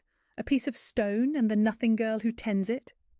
"Toward anything it was created to protect," the Alpha King replied, and there was something in his tone that made Mira's breath catch, something that sounded almost like a warning. Lady Seraphina's golden eyes narrowed, and when she spoke again, her voice carried the kind of steel that cut through bone. "I see. Well, perhaps it's time this territory learned to distinguish between appropriate protection and dangerous obsession. Some relics are too unstable to be left in untrained hands." The threat was subtle, but unmistakable, and Mira felt ice settle in her veins. Lady Seraphina wasn't just jealous of the time the Alpha King had spent in the sanctuary. She saw the relic, and by extension Mira herself, as obstacles to be removed. "The relic has been stable for centuries under its current guardian," the Alpha King said, his voice taking on an edge that made his war beast lift its massive head with interest. "Has it?" Lady Seraphina smiled, but there was nothing warm about the expression. because from where I stand, it looks like it's becoming increasingly volatile. First, it nearly blinds everyone when you touch it. Now it's attacking distinguished guests. One might wonder what other dangerous reactions it might have, given the proper encouragement. The implications hung in the air like smoke from a funeral pyre, and Mira realised with growing horror that Lady Seraphina wasn't just threatening to have the relic removed. She was threatening to have it destroyed, along with anyone who might try to protect it.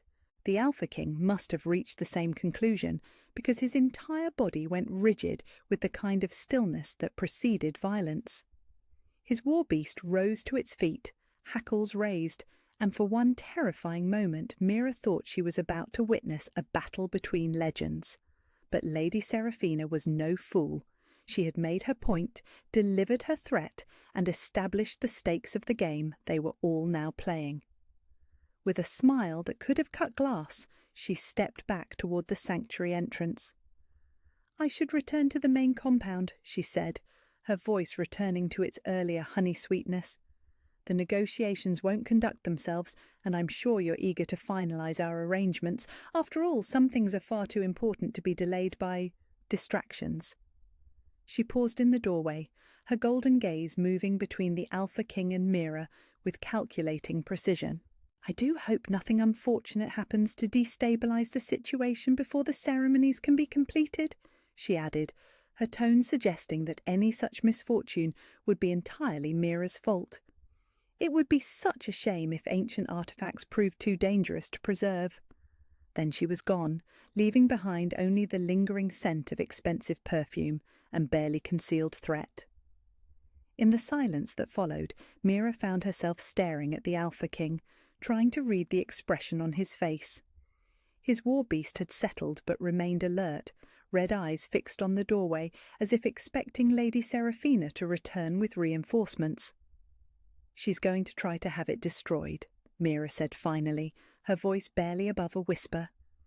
The Alpha King turned to look at her, and there was something in his dark eyes that might have been regret, or might have been determination. "Not if I can help it," he said quietly. But even as he spoke the words, they both knew the truth. Lady Seraphina Goldmane was not a woman who accepted obstacles gracefully, and she had just declared war on everything Mira held sacred. The only question now was whether any of them would survive what came next. The vision came at twilight, when the boundary between worlds grew thin and ancient magic stirred in forgotten places. Mira had been sitting beside the relic as she always did during the evening hours, watching the silver veins pulse in rhythm with her heartbeat while the sanctuary settled into peaceful darkness around her. The events of the day weighed heavy on her mind. Lady Seraphina's threats, the defensive fire that had erupted from the obsidian sphere, the growing certainty that forces beyond her understanding were moving towards some inevitable collision. Then the world dissolved. One moment she was in the familiar sanctuary with its white stone walls and carved symbols, and the next she stood on a battlefield that reeked of blood and ancient magic. The sky above burned with unnatural fire, and the ground beneath her feet was littered with the bodies of wolves and warriors whose names had been lost to legend. But it was the woman standing at the centre of the carnage who stole her breath away. She was tall and regal, with hair like spun moonlight and eyes that blazed with silver fire. Her gown was torn and bloodied, but she stood unbowed among the fallen, one hand raised toward the burning sky, while raw power crackled between her fingers. This was strength incarnate, authority given flesh, and when she turned those molten silver eyes toward Mira, recognition hit like lightning. "My daughter," the Silver Queen said, her voice carrying across impossible distances to resonate in Mira's bones. "My precious child finally awakened." "This isn't real," Mira whispered, but even as she spoke the words, she knew they were a lie. This was more real than anything she had ever experienced, more true than the life she had been living in willful blindness. The Silver Queen smiled, and the expression was heartbreaking in its mixture of love and desperate sorrow. Real is a matter of perspective, little one. This is memory, but memory has its own reality. This is truth, but truth comes in many forms. This is what was, and what must be again. Around them, the battlefield began to shift and change, the carnage fading to reveal the same scene from a different angle. Now Mira could see what the Silver Queen was fighting against, shadow creatures that poured from tears in the very fabric of reality, things that should not exist in any world where light and hope still had meaning. The void spawn, the Silver Queen said, following her gaze. They come from the spaces between worlds, drawn by power and sustained by destruction. For centuries they had been contained, held back by barriers that were ancient when the first wolves learned to speak. But the barriers were failing, and there was no time left for gentle solutions. The vision shifted again, and Mira watched in horror as more Silver Queen figures appeared across the battlefield. No, not more figures. The same figure, moving with impossible speed, fighting on multiple fronts simultaneously as she battled to contain a threat that seemed endless. I was the last, the Silver Queen continued, her voice growing distant with exhaustion and grief. The last of the bloodline that could channel the ancient magics, the last with power enough to stand against the void. But I was only one, and they were infinite. The scene changed once more, and now Mira stood in a chamber that was eerily familiar, despite the fact that she had never seen it before. White stone walls carved with flowing symbols, a pedestal in the centre, and above it all a presence that felt like coming home. But this wasn't the sanctuary she knew. This was larger, grander, filled with artifacts of power that hummed with contained energy. And at its centre stood the Silver Queen, no longer battle-worn but dressed in robes of state, her moonlight hair crowned with a circlet of silver and starlight. "I knew I was dying," the Silver Queen said, her hands moving in complex patterns above an obsidian sphere that pulsed with inner fire. The battle had cost too much, demanded more than any single vessel could contain, but the void spawn were not defeated, merely delayed, and someone would need to stand guard when they inevitably returned. Mira watched in fascination as power flowed from the Silver Queen into the obsidian sphere, silver light pouring from her eyes and her hands, and her very soul to be captured and contained within the dark stone. It was beautiful and terrible and absolutely heartbreaking, watching someone pour their entire existence into an artifact meant to protect a world that might never understand the sacrifice. "The Moonstone Relic," Mira breathed, understanding flooding through her like ice water. "My power, my knowledge, my very essence," the Silver Queen confirmed, her form growing more translucent with each passing moment as her strength flowed into the sphere. "Everything I was, everything I knew, everything I could have been, preserved and waiting for the one who would need it most." "But why?" "Because you were coming," the Silver Queen said, her silver eyes blazing with fierce love and unshakable certainty. "Not you specifically, perhaps, but someone like you. Someone with the bloodline to access what I had preserved, someone with the strength to bear what I had endured, someone with the courage to stand against the darkness when it inevitably returned." The vision shifted one final time, and Mira found herself looking down at a scene that made her heart clench with recognition and terror. A burning compound, wolves fleeing in panic, and in the centre of it all, a woman with moonlight hair holding an infant against her chest as she ran through smoke and flame toward the forest's edge.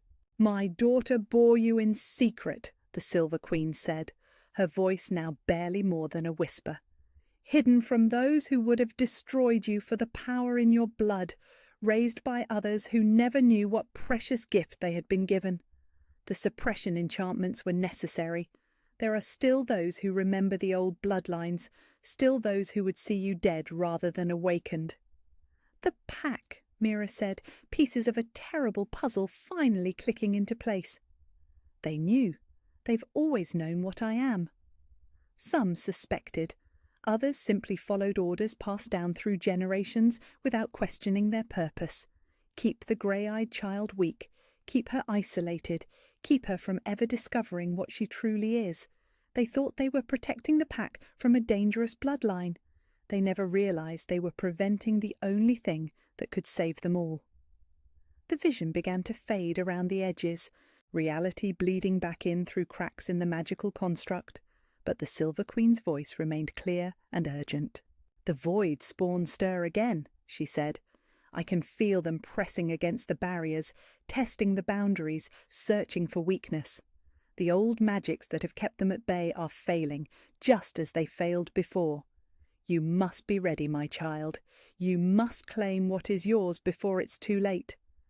"I don't know how," Mira cried, reaching out toward the fading figure with desperate hands. "I don't know what I'm supposed to do." The Silver Queen's smile was radiant with love and terrible with knowledge of what lay ahead. "You will learn. The relic holds everything you need, my memories, my power, my understanding of what must be done. But first, you must accept what you are. You must stop running from your nature and embrace the truth of your bloodline." "What if I'm not strong enough?" "You are my daughter's daughter," the Silver Queen said, her form now little more than silver light and starfire. "Strength is not the question. Choice is the only thing that matters. Choose to stand, choose to fight, choose to become what you were always meant to be." The vision shattered like glass, and Mira found herself back in the familiar sanctuary, with tears streaming down her face and power crackling between her fingers. But she was not alone. The Alpha King knelt beside her, his war beast pressed against her side, both of them radiating concern and something that might have been awe. "How long?" she asked, her voice hoarse as if she had been screaming. 3 hours, he said quietly, his dark eyes reflecting the silver light that still danced across her skin. "You've been glowing for 3 hours in your eyes." He reached out to touch her cheek with infinite gentleness. "They're like starlight." Mira looked down at her hands and saw power flowing beneath her skin like liquid silver. It should have been terrifying, this sudden manifestation of abilities she had never known she possessed. Instead, it felt like coming home after a lifetime of exile. "I saw her," she whispered. "I saw the Silver Queen. She's my ancestor, my great-grandmother maybe, or something even more distant. The relic isn't just an artifact, it's her. All of her knowledge, all of her power, preserved and waiting." The Alpha King's expression shifted, wonder and understanding, and something that looked dangerously like hope flickering across his features. "The shared vision," he said. "I saw it too, the battlefield, the void spawn, the sacrifice she made. My wolf recognized the truth of it, even if my mind struggled to accept what it was seeing." "Your wolf?" "Has been going insane since the moment I caught your scent," he said, echoing his earlier confession. "Now I understand why. It recognized what you are, even suppressed and hidden. It knew you were the mate it had been waiting for across centuries of searching." The word hung between them like a living thing, dangerous and precious and absolutely terrifying. Mate. The bond that transcended politics and social hierarchies, that rewrote the rules of pack dynamics through supernatural recognition. The connection that could explain everything that had happened since his arrival, everything that felt impossible and inevitable at the same time. "But the negotiations," Mira said, trying to inject practicality into a conversation that had left the realm of the possible far behind. "Lady Seraphina, the political arrangements—" "Mean nothing compared to this," he said fiercely, his hands framing her face with desperate intensity. "You outrank her, Mira. You outrank everyone. The Silver Queen's bloodline supersedes every political claim, every territorial arrangement, every treaty that was ever signed. If you truly are her descendant, if you can access her power, then you are sovereign in your own right." The implications were staggering, too vast to process in a single moment. But before Mira could respond, before she could begin to grapple with the idea that she might be something more than a worthless guardian, the sanctuary filled with the sound of approaching footsteps, many footsteps, armed and purposeful and moving with the kind of coordination that suggested military precision. The Alpha King's warbeast rose to its feet with a snarl that shook the ancient walls, and when the sanctuary doors burst open, they revealed Lady Seraphina, flanked by a dozen elite guards, all of them armed and clearly prepared for violence. "I'm sorry to interrupt," Lady Seraphina said, her voice dripping with false courtesy. "But there's been a development in the negotiations. It seems the pack leadership has decided that the relic poses too great a threat to be allowed to remain active. For the safety of everyone involved, it's going to be destroyed tonight." Her golden eyes fixed on Mira with malicious satisfaction. "And its guardian is going to watch." The Pack Council had convened in emergency session, and Mira could taste their fear in the air like copper pennies and ash. She stood in chains before the assembled leadership, silver shackles that burned her skin and made her newly awakened power writhe in agony beneath the surface. They had been specially made for this moment, forged with iron and blessed with suppression magic that turned her heritage into a weapon against itself. Every breath was torture, every heartbeat a reminder of how completely they had planned her destruction. Alpha Connor sat at the head of the council table, his weathered face grim with the weight of decisions that would reshape their world. To his right sat Lady Seraphina, resplendent in ceremonial robes that marked her as the guest of honour, the future Luna, whose political alliance would secure their territory's prosperity. To his left, looking like he would rather be anywhere else in the world, sat the Alpha King. "The evidence is undeniable," Beta Marcus said, his voice heavy with something that might have been regret. "The magical disturbances began the moment the Relic's guardian started manifesting power. The defensive attacks against distinguished guests, the spontaneous activation of dormant enchantments, the uncontrolled energy surges that have been felt throughout the territory. She has become a danger to everyone around her." "A danger," Lady Seraphina agreed, her golden eyes fixed on Mira with malicious satisfaction. "The old bloodlines were suppressed for good reason. They carry power, yes, but power without wisdom, strength without restraint. History tells us what happens when such abilities are left unchecked." "History," Elder Thorne interjected from his position at the far end of the table, "also tells us that the old bloodlines were the only things standing between our world and the forces that would consume it entirely. Perhaps we should consider the possibility that suppression was the wrong choice." "And perhaps," Lady Seraphina countered smoothly, "we should consider the possibility that an untrained girl with unstable abilities poses a greater threat to our people than any theoretical danger from ancient enemies. After all, the Voidspawn are legend. Her power is here and now and growing stronger by the hour." Mira wanted to speak, wanted to defend herself against the accusations being thrown around the table like weapons. But the suppression shackles made it difficult to think clearly, made her tongue feel thick and useless in her mouth. The power she had felt flowing through her veins just hours before was still there, but trapped, caged, turned against itself until every attempt to access it brought only pain. "The relic responds to her in ways it has never responded to anyone else," Alpha Connor said, his voice carefully neutral. "That suggests a connection that goes beyond simple guardianship. Perhaps we should explore that connection before making irreversible decisions." "The connection is exactly the problem," Lady Seraphina said, rising from her seat with fluid grace. "She has become bonded to an artifact of unknown origin and uncertain purpose. For all we know, it's been corrupting her slowly over the years, feeding her delusions of grandeur while preparing her as a vessel for something far more sinister." "The Silver Queen," Mira began, the words torn from her throat despite the agony it caused to speak. "Was a cautionary tale," Lady Seraphina interrupted sharply. "A woman who allowed power to consume her, who brought destruction to everything she claimed to protect.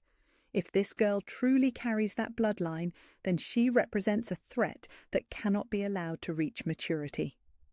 The Alpha King had remained silent throughout the debate, his dark eyes fixed on Mira with an intensity that made her feel like he was trying to communicate something vital through will alone. His war beast lay beside his chair, but every line of its massive form spoke of barely contained violence, as if it were waiting for some signal to unleash hell on everyone present.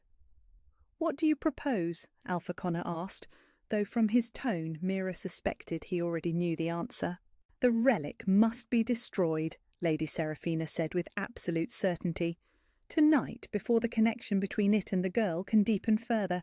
As for her—" She paused, her golden gaze moving over Mira with clinical assessment. "The suppression enchantments can be made permanent.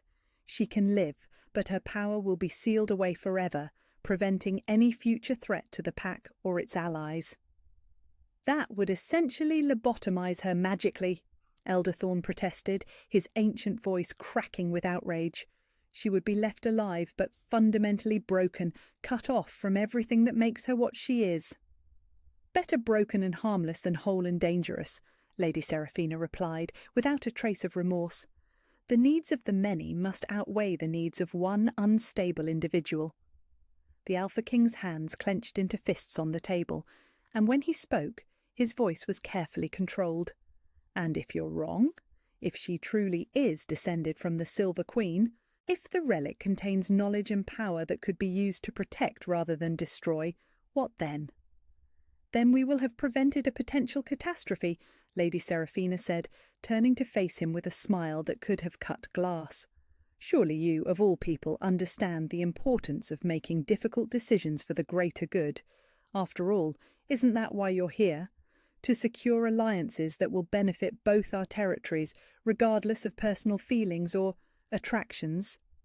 The words hung in the air like poison, and Mira saw understanding flicker across the Alpha King's features. Lady Seraphina knew.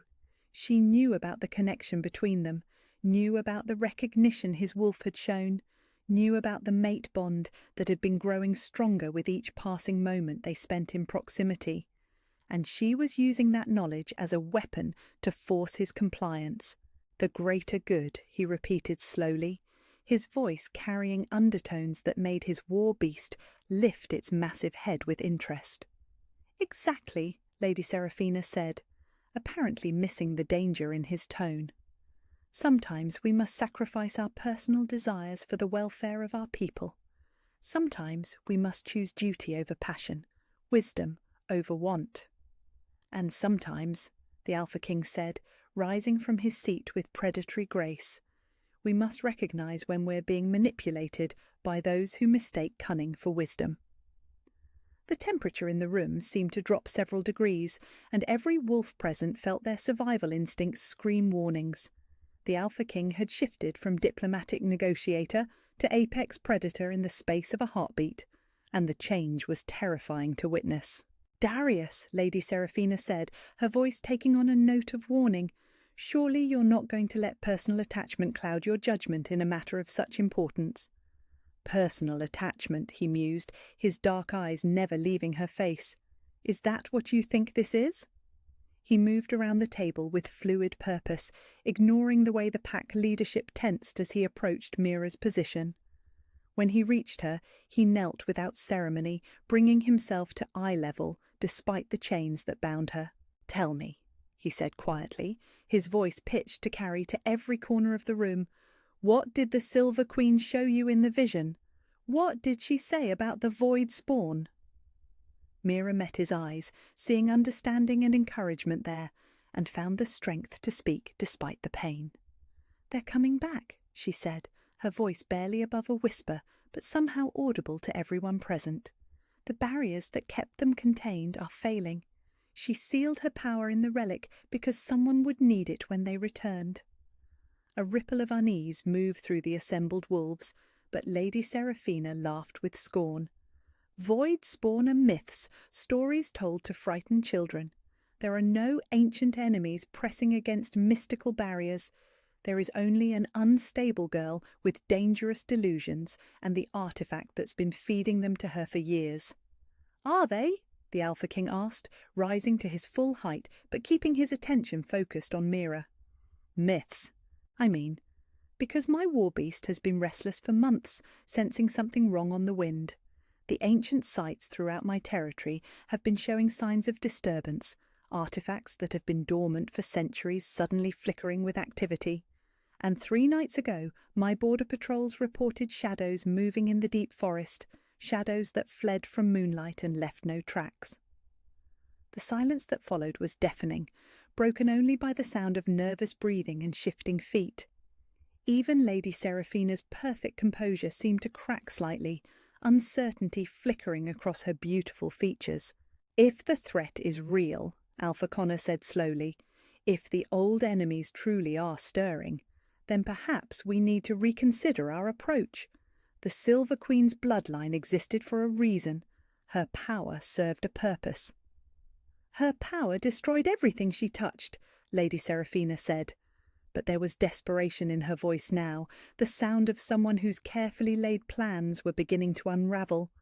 Look at the records, look at the histories. Wherever she went, chaos followed. Battles, destruction, entire territories laid waste in her wake. "Because she was fighting," Mira said, finding her voice as understanding crystallized in her mind. "She wasn't causing the destruction, she was trying to prevent it. Every battle, every conflict, every tragedy attributed to her, she was there because the Void Spawn were there first." The Alpha King nodded grimly. "Which means the records have been deliberately distorted. Someone wanted to ensure that future generations would fear the Silver Queen's legacy rather than seek to restore it. Someone wanted to make certain that if her bloodline ever manifested again, it would be suppressed before it could fulfill its true purpose." His dark eyes fixed on Lady Seraphina with laser intensity. "The question is, who had the power and influence to rewrite history on such a scale? Who benefited from keeping the old bloodlines weak and scattered?" "You're talking about conspiracy theories and ancient threats," Lady Seraphina said, but her voice had lost its earlier confidence. "Even if any of this were true, she's still untrained, still dangerous. The power she's manifesting could destroy everyone in this room if it's not properly controlled. Then perhaps," the Alpha King said quietly, "we should focus on training rather than suppression. Perhaps we should see what she's truly capable of before deciding she's too dangerous to exist." He reached for the chains that bound Mira, his fingers closing around the silver shackles that had been burning her skin for hours. The moment his skin made contact with the suppression magic, the metal began to smoke and crack, unable to withstand the combined force of his power and her suppressed abilities. "What are you doing?" Lady Seraphina demanded, her voice rising with something very close to panic. "Making a choice," the Alpha King replied, and the shackles shattered like glass. Power exploded through Mira like liquid fire, months of suppression breaking away in a cascade of silver light that filled the council chamber and made every wolf present take an involuntary step backward.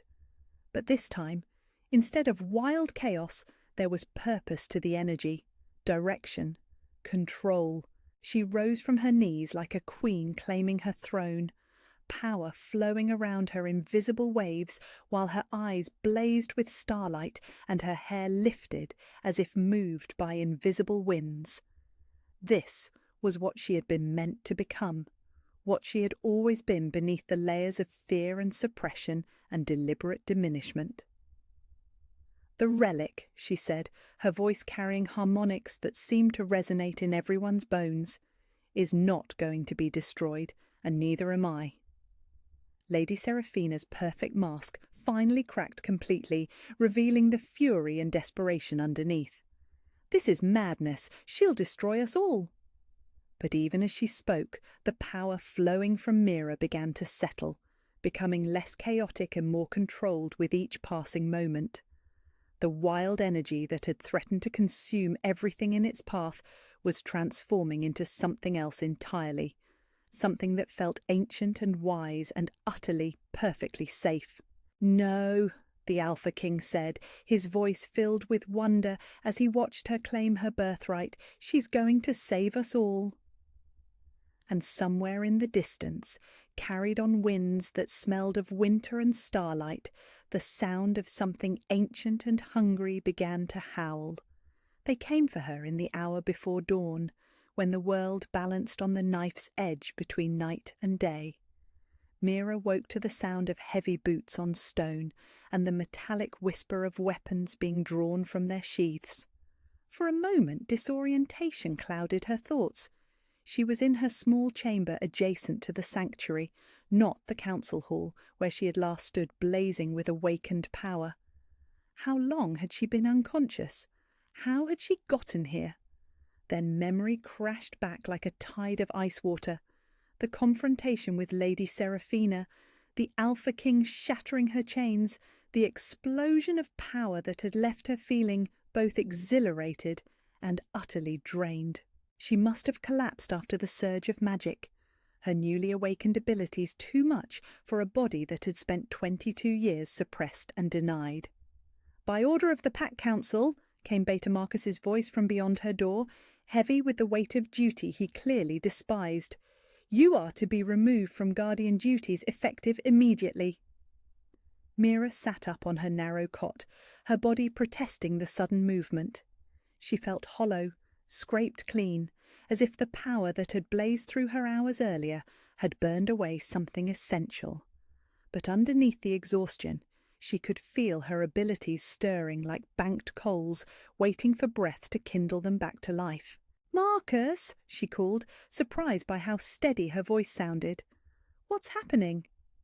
"The Council has decided that the relic poses an unacceptable risk while under your guardianship," he replied, his tone carefully professional but unable to hide the underlying reluctance. "Armed guards will be posted at the sanctuary to prevent unauthorized access. You are to be relocated for everyone's safety." Everyone's safety. The phrase tasted like ashes in her mouth, a euphemism designed to mask the truth of what they were really doing. They were stripping away the only purpose she had ever known, severing the connection that had sustained her through years of isolation and mockery. "Where's the Alpha King?" she asked, pulling on her clothes with hands that shook only slightly. The pause before Marcus answered told her everything she needed to know. King Darius is in emergency negotiations with Lady Seraphina. The political situation has become complex. Complex. Another euphemism, this one designed to hide the fact that she had become a liability to be managed rather than a person to be protected. The Alpha King might have freed her from the suppression shackles, might have defended her before the council, but political reality had a weight all its own. The door opened without ceremony, and Marcus stepped inside, flanked by 4 guards in full battle gear. Their faces were hidden behind ceremonial masks, but she could feel their tension, their fear of what she might do if pushed too far. They had seen what happened when her power was unleashed. They knew exactly how dangerous she could be if she chose to fight. But Mira didn't fight. She walked out of her chamber with quiet dignity, her head high despite the armed escort that surrounded her. If this was how they wanted to play the game, she would give them no excuse to escalate further. Not yet. The journey through the compound was a parade of shame designed to demonstrate her new status to anyone who might be watching. They took the long route past the training grounds, past the common areas where pack members gathered, past every place where her fall from whatever small grace she had possessed could be witnessed and catalogued. Some watched with satisfaction, vindicated in their long-held belief that she had always been a threat waiting to manifest. Others looked away in discomfort, perhaps recognizing the injustice but unwilling to challenge the pack hierarchy. And a few, mostly younger wolves, who had never learned to fear her silver eyes, watched with something that might have been sympathy. But it was the sanctuary that broke her heart. As they passed the ancient building that had been her home for 6 years, Mira saw the guards Marcus had mentioned. 12 warriors in full armor, positioned around the sanctuary's perimeter like they were containing a weapon of mass destruction rather than protecting a place of quiet contemplation.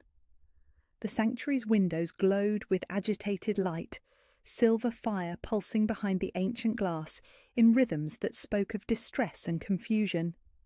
The relic was responding to her proximity, calling out to her across the distance that separated them, and the sound of its wordless song made her chest ache with longing. "It knows I'm here," she said quietly, not caring if the guards heard her. "All the more reason to maintain distance," Marcus replied, but there was sadness in his voice. "The connection between you and the artifact has become too strong. It's affecting the relic's stability." Affecting its stability? As if the bond between them was something pathological rather than natural, something to be severed rather than understood. But even as they led her away from the sanctuary, even as the distance between them grew, Mira could feel the relic's presence like a constant ache in her bones. They housed her in the old storage building at the compound's edge, a structure that hadn't been used for anything important in decades.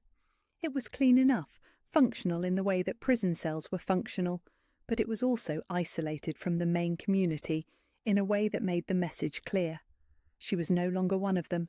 She was a problem to be contained until a permanent solution could be found.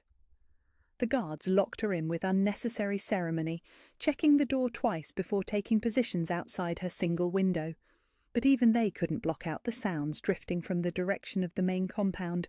Raised voices, heated arguments, the kind of political manoeuvring that happened when alliances shifted and power structures realigned.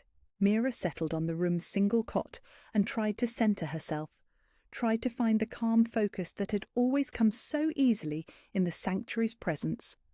But without the relic's steady song to anchor her, her newly awakened power felt chaotic, dangerous, like lightning looking for something to strike. Hours passed. The sun climbed higher, casting long shadows through her barred window, and still the arguments continued in the distance. Whatever was happening in those emergency negotiations, it wasn't going smoothly. Part of her hoped that meant the Alpha King was fighting for her, defending the connection they had shared. But a larger, more cynical part suspected that politics would win in the end. Politics always did. Then the temperature in her makeshift cell plummeted. The change was so sudden and severe that her breath misted in the air and frost began forming on the window glass despite the warm autumn weather outside. Something was wrong, deeply and fundamentally wrong, and every instinct she possessed screamed warnings. The relic song reached her across the distance, no longer gentle and comforting, but urgent, desperate, filled with a terror that made her blood run cold. Something was happening at the sanctuary, something that threatened everything she held sacred. She rose from the cot and moved to the window, pressing her face against the cold glass to get a better view of the compound beyond. What she saw made her heart stop. Smoke was rising from the direction of the sanctuary, thick black smoke that spoke of magical fire and burning enchantments. But worse than the smoke were the shadows moving within it, shapes that seemed to writhe with malevolent purpose, things that should not exist in any world where light still held meaning. "No," she whispered, her hands pressed against the glass, hard enough to leave cracks in the ancient surface.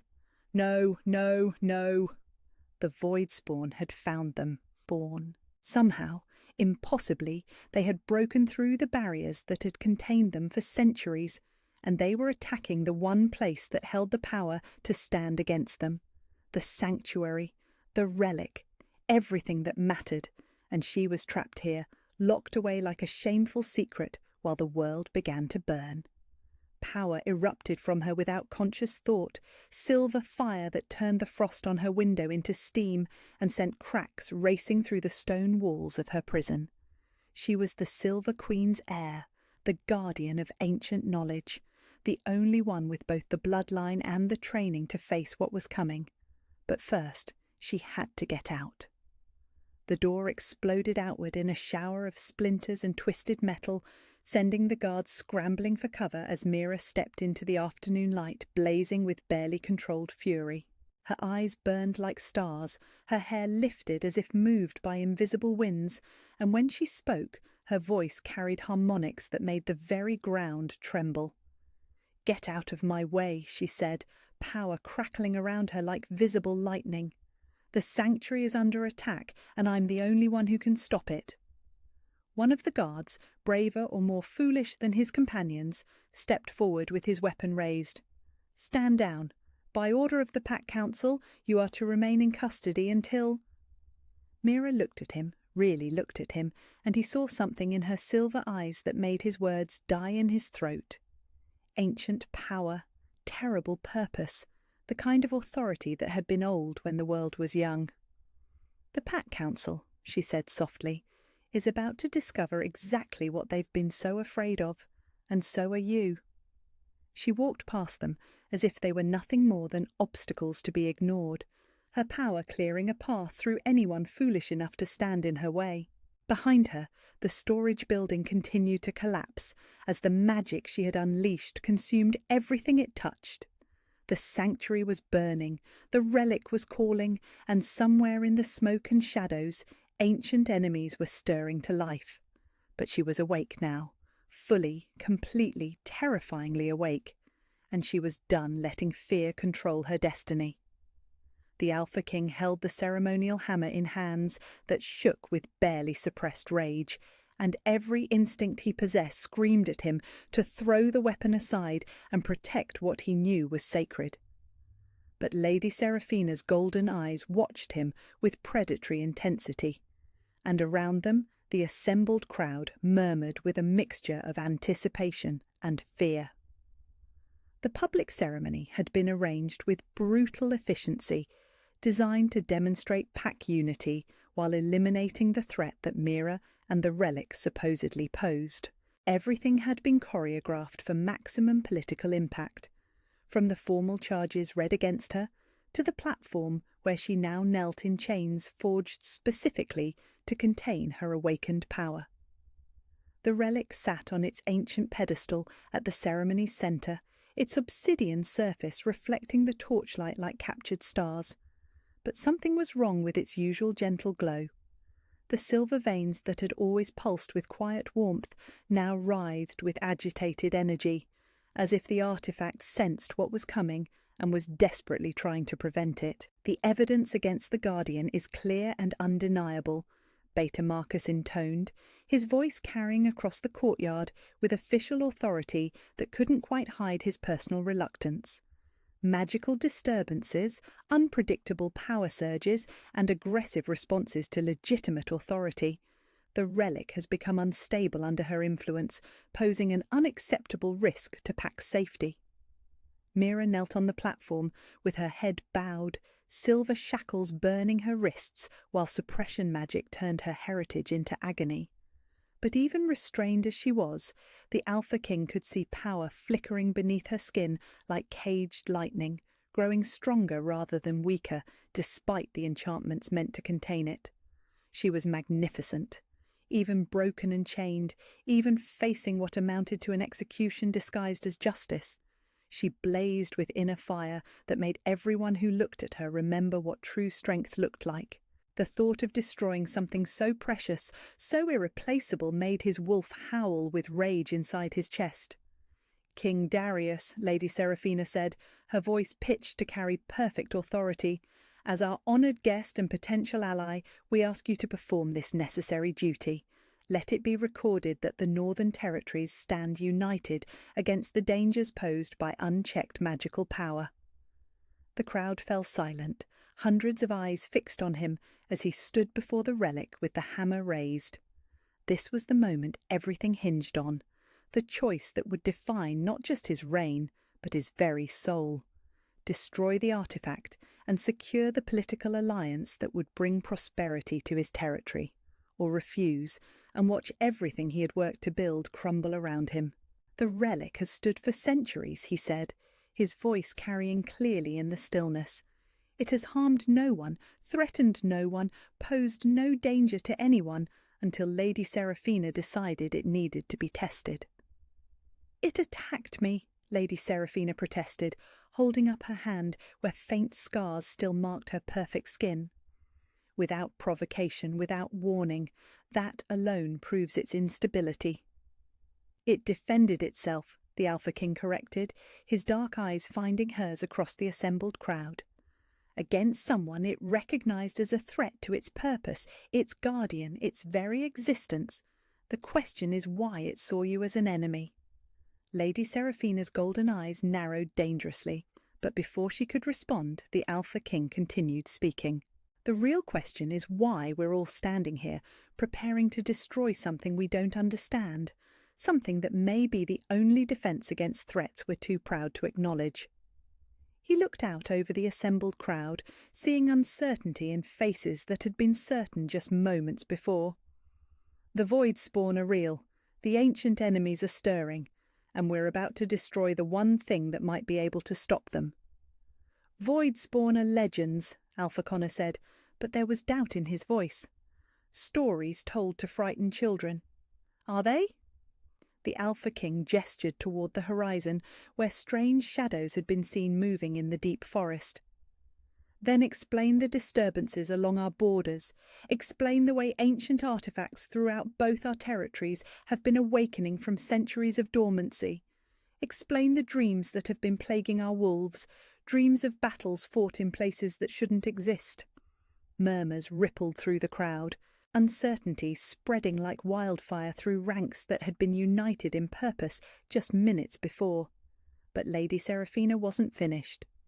"Even if any of that were true," she said, her voice rising with desperate authority, "she's still untrained, still dangerous. Her power could destroy everyone here if it's not controlled." "Then, perhaps," the Alpha King said quietly, "we should ask her what she thinks." He turned to face Mira directly, and for the first time since the ceremony began, she lifted her head to meet his gaze.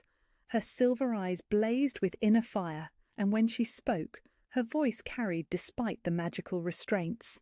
"I think," she said, each word precise and clear, "that you're about to make the biggest mistake in the history of your pack." "You see," Lady Seraphina said triumphantly, "she's delusional, convinced of her own importance, certain that the world revolves around her and her precious artifact.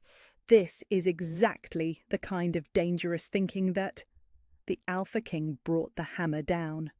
The ceremonial weapon struck the relic's surface with a sound like thunder, and for one impossible moment, absolute silence ruled the world. Then the obsidian sphere cracked, silver light bleeding from the fissure like liquid starlight, and Mira screamed. The sound that tore from her throat was nothing human, nothing that should have been possible from any mortal creature. It was the cry of something dying, something being torn apart at the fundamental level, and every wolf present felt it resonate in their bones like a tuning fork struck against their souls. Power erupted from the crack in the relic, not the gentle warmth it had always shown, but raw magical energy that had been compressed and contained for centuries. The platform shook, the assembled crowd stepped backward in alarm, and the Alpha King staggered under the weight of what he had unleashed. But Mira's screaming had stopped. Not because the pain had ended, but because something else was happening, something impossible. The power bleeding from the shattered relic wasn't dissipating into the air as it should have. Instead, it was flowing toward her, pouring into her body through channels that glowed like molten silver beneath her skin. The suppression shackles began to smoke and crack, unable to contain the flood of energy that was rewriting her very existence. "Stop this!" Lady Seraphina commanded, but her voice sounded distant and small compared to the roar of magical forces being unleashed. "Stop this now!" The Alpha King raised the hammer again, horror at what he had done, warring with the political necessity of completing what he had started. But as he prepared to deliver the killing blow, Mira's eyes opened and fixed on his with laser intensity. "Thank you," she said, her voice somehow audible above the magical storm. "I couldn't have done this alone." Understanding hit him like a physical blow. She had planned this. Somehow, impossibly, she had orchestrated her own public execution, because it was the only way to access the power locked within the relic, the only way to break free of the suppression that had defined her entire life. The hammer fell again, striking the already damaged artifact with devastating force. This time, the relic didn't just crack. It shattered completely, obsidian fragments flying in all directions while silver fire exploded outward like a newborn sun. The magical energy that had been contained for 3 centuries poured into the world in a cascade of raw power that made the air itself scream. But instead of destruction, instead of the chaotic explosion everyone expected, the energy flowed into Mira with perfect control. Her body absorbed power that should have been enough to level the entire territory, integrating it with a precision that spoke of bloodline inheritance and destiny fulfilled. The suppression shackles didn't just break. They disintegrated, reduced to less than dust by forces that rewrote the fundamental laws of magical containment. And when the silver fire finally faded, when the last echoes of the relic's destruction stopped ringing in their ears, Mira rose from the platform like a goddess born from starlight. Her transformation was complete and utterly breathtaking. Where before she had been merely beautiful, now she was luminous, power radiating from every line of her form. Her hair moved as if stirred by celestial winds, her eyes blazed with silver fire, and when she spoke, her voice carried harmonics that made reality itself pay attention. "The relic was never the source of power," she said, addressing the stunned crowd with calm authority. "It was a prison, a containment system designed to keep my abilities locked away until I was ready to claim them. And now, thanks to your fear and Lady Seraphina's ambition, that prison has been broken." She stepped down from the platform with fluid grace, and every wolf present felt the urge to kneel before her. This was what sovereignty looked like when it was born from something deeper than politics or territorial claims. This was authority granted by forces older than civilization itself. "You wanted to see what I'm truly capable of," she continued, her gaze moving across the assembled crowd before settling on Lady Seraphina's pale face. "Well, now you know. I am the Silver Queen's heir, the guardian of ancient knowledge, the weapon forged to stand against the darkness that you refuse to acknowledge." Thunder rolled across the clear sky, and in the distance, shadows that had been lurking at the territory's borders began to move with purpose. The void spawn had felt the barriers fall, had sensed the moment when the old protections finally failed. They were coming, drawn by the magical disturbance, hungry for the power that had just been unleashed. But Mira was ready for them. For the first time in her life, she was ready for anything. "The real war," she said, silver light beginning to dance around her fingers, "starts now." The transformation began in her bones. Mira felt them lengthening, reshaping, as centuries of suppressed heritage finally claimed what had always belonged to it. Her spine stretched and curved, her limbs extending with fluid grace, while silver light poured from her skin like liquid starfire. The pain should have been unbearable, the fundamental restructuring of her very essence reducing her to screaming agony, but instead she felt only fierce joy. This was what she had been denied. This was who she had always been meant to become. Her wolf emerged like moonlight-given form, massive beyond anything the assembled crowd had ever witnessed. Where other shifted wolves were merely large, she was magnificent, her silver-white fur seeming to capture and reflect every source of light until she blazed like a living constellation. Her eyes remained the same storm-grey shot through with silver, but now they held depths that spoke of ancient wisdom and terrible purpose. The platform beneath her groaned under the weight of her transformed state, but she stepped down with delicate precision, each movement flowing with predatory grace that made every wolf present remember what it meant to be prey. power radiated from her in visible waves, and when she lifted her great head to survey the stunned crowd, reality itself seemed to bend around her presence. Alpha Connor was the first to bow. The pack leader who had spent years treating her as an embarrassment, a liability to be hidden away, dropped to one knee with his head lowered in automatic submission. His wolf recognized what stood before them, even if his mind struggled to process the transformation. Others followed.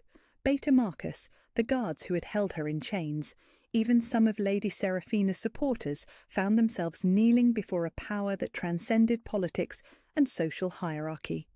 This wasn't the broken girl they had dismissed and diminished. This was sovereignty incarnate, authority that came from sources older than civilization itself. But not everyone submitted.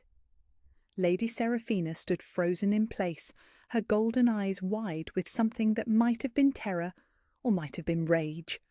Around her, the political faction that had orchestrated Mira's downfall remained standing, their faces pale but defiant. "Impossible," Lady Seraphina breathed, her voice barely audible above the crackling energy that filled the air. "This is some kind of illusion, some trick designed to—" Mira's wolf form rippled like water, and suddenly she stood before them in human shape once more, but transformed beyond recognition. Her hair was true silver now, flowing like liquid moonlight, and her skin seemed to glow with inner radiance. When she moved, the air around her shimmered with barely contained power, and her voice carried harmonics that made the stones of the courtyard tremble. "No illusion," she said, her words resonating through everyone present with the weight of absolute truth. No trick, just a daughter finally claiming her mother's legacy. She raised one hand, and the fragments of the shattered relic rose from where they had fallen, dancing through the air like metallic butterflies. But instead of trying to reassemble the obsidian sphere, she let the pieces orbit around her in complex patterns that spoke of magical formulae older than recorded history. "The moonstone relic was never meant to be permanent," she continued, her silver eyes fixing on Alpha Connor's stunned face. "It was a temporary prison, designed to contain my abilities until I was strong enough to wield them safely. The Silver Queen knew that her bloodline would need time to mature, time to learn wisdom alongside power." "You're claiming descent from legends," Lady Seraphina said, her voice rising with desperate authority. "From myths and fairy tales meant to frighten children into obedience. The Silver Queen was a cautionary story, not a historical figure." "Was she?" Mira asked, and with a gesture that seemed effortless, she summoned images from the air itself. Scenes of ancient battles flickered around them like living memories, showing a woman with moonlight hair standing against creatures of shadow and void. Or did someone work very hard to ensure that her legacy would be remembered as nothing more than bedtime stories? The images shifted, showing the same woman pouring her essence into an obsidian sphere while tears of silver fire streamed down her face. Then councils of wolves debating her legacy, scribes altering records, and generation after generation learning to fear rather than revere the name of the Silver Queen. "Historical revision," Mira said softly, her voice carrying implications that made several pack leaders shift uncomfortably. Deliberate and systematic, designed to ensure that if her bloodline ever manifested again, it would be suppressed before it could fulfill its purpose. "And what purpose is that?" Alpha Connor asked, his voice hoarse with shock and growing comprehension. Mira turned toward the territory's borders, where shadows deeper than natural darkness had begun moving between the trees. The assembled crowd followed her gaze, and several wolves whimpered as they caught sight of things that should not exist in any world where light still held meaning. "To stand against what's coming," she said, silver fire beginning to dance around her fingers. "The void spawn have felt the barriers fall. They know the old protections have finally failed, and they're hungry for a world that has forgotten how to defend itself." The shadows at the forest's edge coalesced into shapes that hurt to look at directly, creatures of anti-light and unbeing that moved with malevolent purpose toward the compound. They flowed like living darkness, leaving trails of withered vegetation in their wake, and the very air seemed to recoil from their presence. "Impossible," Lady Seraphina said again, but her voice had lost its earlier conviction. "They're just shadows, tricks of light and imagination." One of the void spawn detached itself from the forest and flowed toward the assembled crowd with terrifying speed. It had no fixed form, shifting between nightmare shapes as it moved, but its hunger was palpable, a desperate need to consume everything touched by life and light. Lady Seraphina stumbled backward as the creature approached, her perfect composure finally cracking under the weight of a threat she couldn't deny or explain away. The thing reached for her with appendages that weren't quite tentacles and weren't quite claws, and she opened her mouth to scream. Mira moved. One moment she was standing at the platform's edge, the next she was between Lady Seraphina and the void spawn with silver fire blazing from her outstretched hands. The creature struck her barrier of light and recoiled with a sound like reality tearing, its form dissolving and reforming as it tested the strength of her defences. "You want to know what the Silver Queen's heir can do?" Mira asked, her voice carrying clearly despite the magical forces screaming around them. "Watch and learn." Power erupted from her in a focused beam of pure starlight, striking the void spawn with precision that spoke of inherited knowledge and instinctive understanding. The creature didn't just die. It unmade itself, its anti-existence cancelled out by forces that remembered what the world was supposed to look like before the darkness came. But more were coming, dozens of them, flowing from the forest like a tide of liquid nightmare, drawn by the magical disturbance and the scent of power finally unleashed. The assembled wolves began to panic, some shifting involuntarily as their survival instincts overrode rational thought. "Form defensive positions!" the Alpha King commanded, his voice cutting through the chaos with trained authority. His war beast materialized beside him, massive and intimidating, but looking almost fragile compared to the threats approaching from the darkness. But Mira raised one hand, and every wolf present felt compelled to stillness. "No," she said softly, her silver eyes blazing with inner fire. "This is what I was born for. This is why the Silver Queen made her sacrifice. Stand back and let me do what my bloodline was designed to do." She walked forward to meet the oncoming tide of void spawn, power flowing around her like visible music. With each step, her authority grew more absolute, her presence more overwhelming, until even the ancient enemies hesitated before the force of her awakened heritage. "I am Mira Silvermoon," she announced, her voice carrying across impossible distances to reach every shadow creature advancing on their position. "I am the Silver Queen's heir, guardian of the ancient light, keeper of the powers that stand between your hunger and this world's survival." The lead void spawn paused, its shifting form stabilizing into something almost recognizable as it tested the strength of her will against its own malevolent purpose. "And I am done hiding." What followed wasn't a battle so much as a demonstration. Mira moved through the advancing creatures like a force of nature, silver fire flowing from her hands in patterns that spoke of perfect control and devastating effectiveness.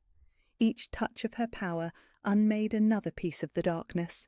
Each gesture carved light into spaces where shadow had thought to take root.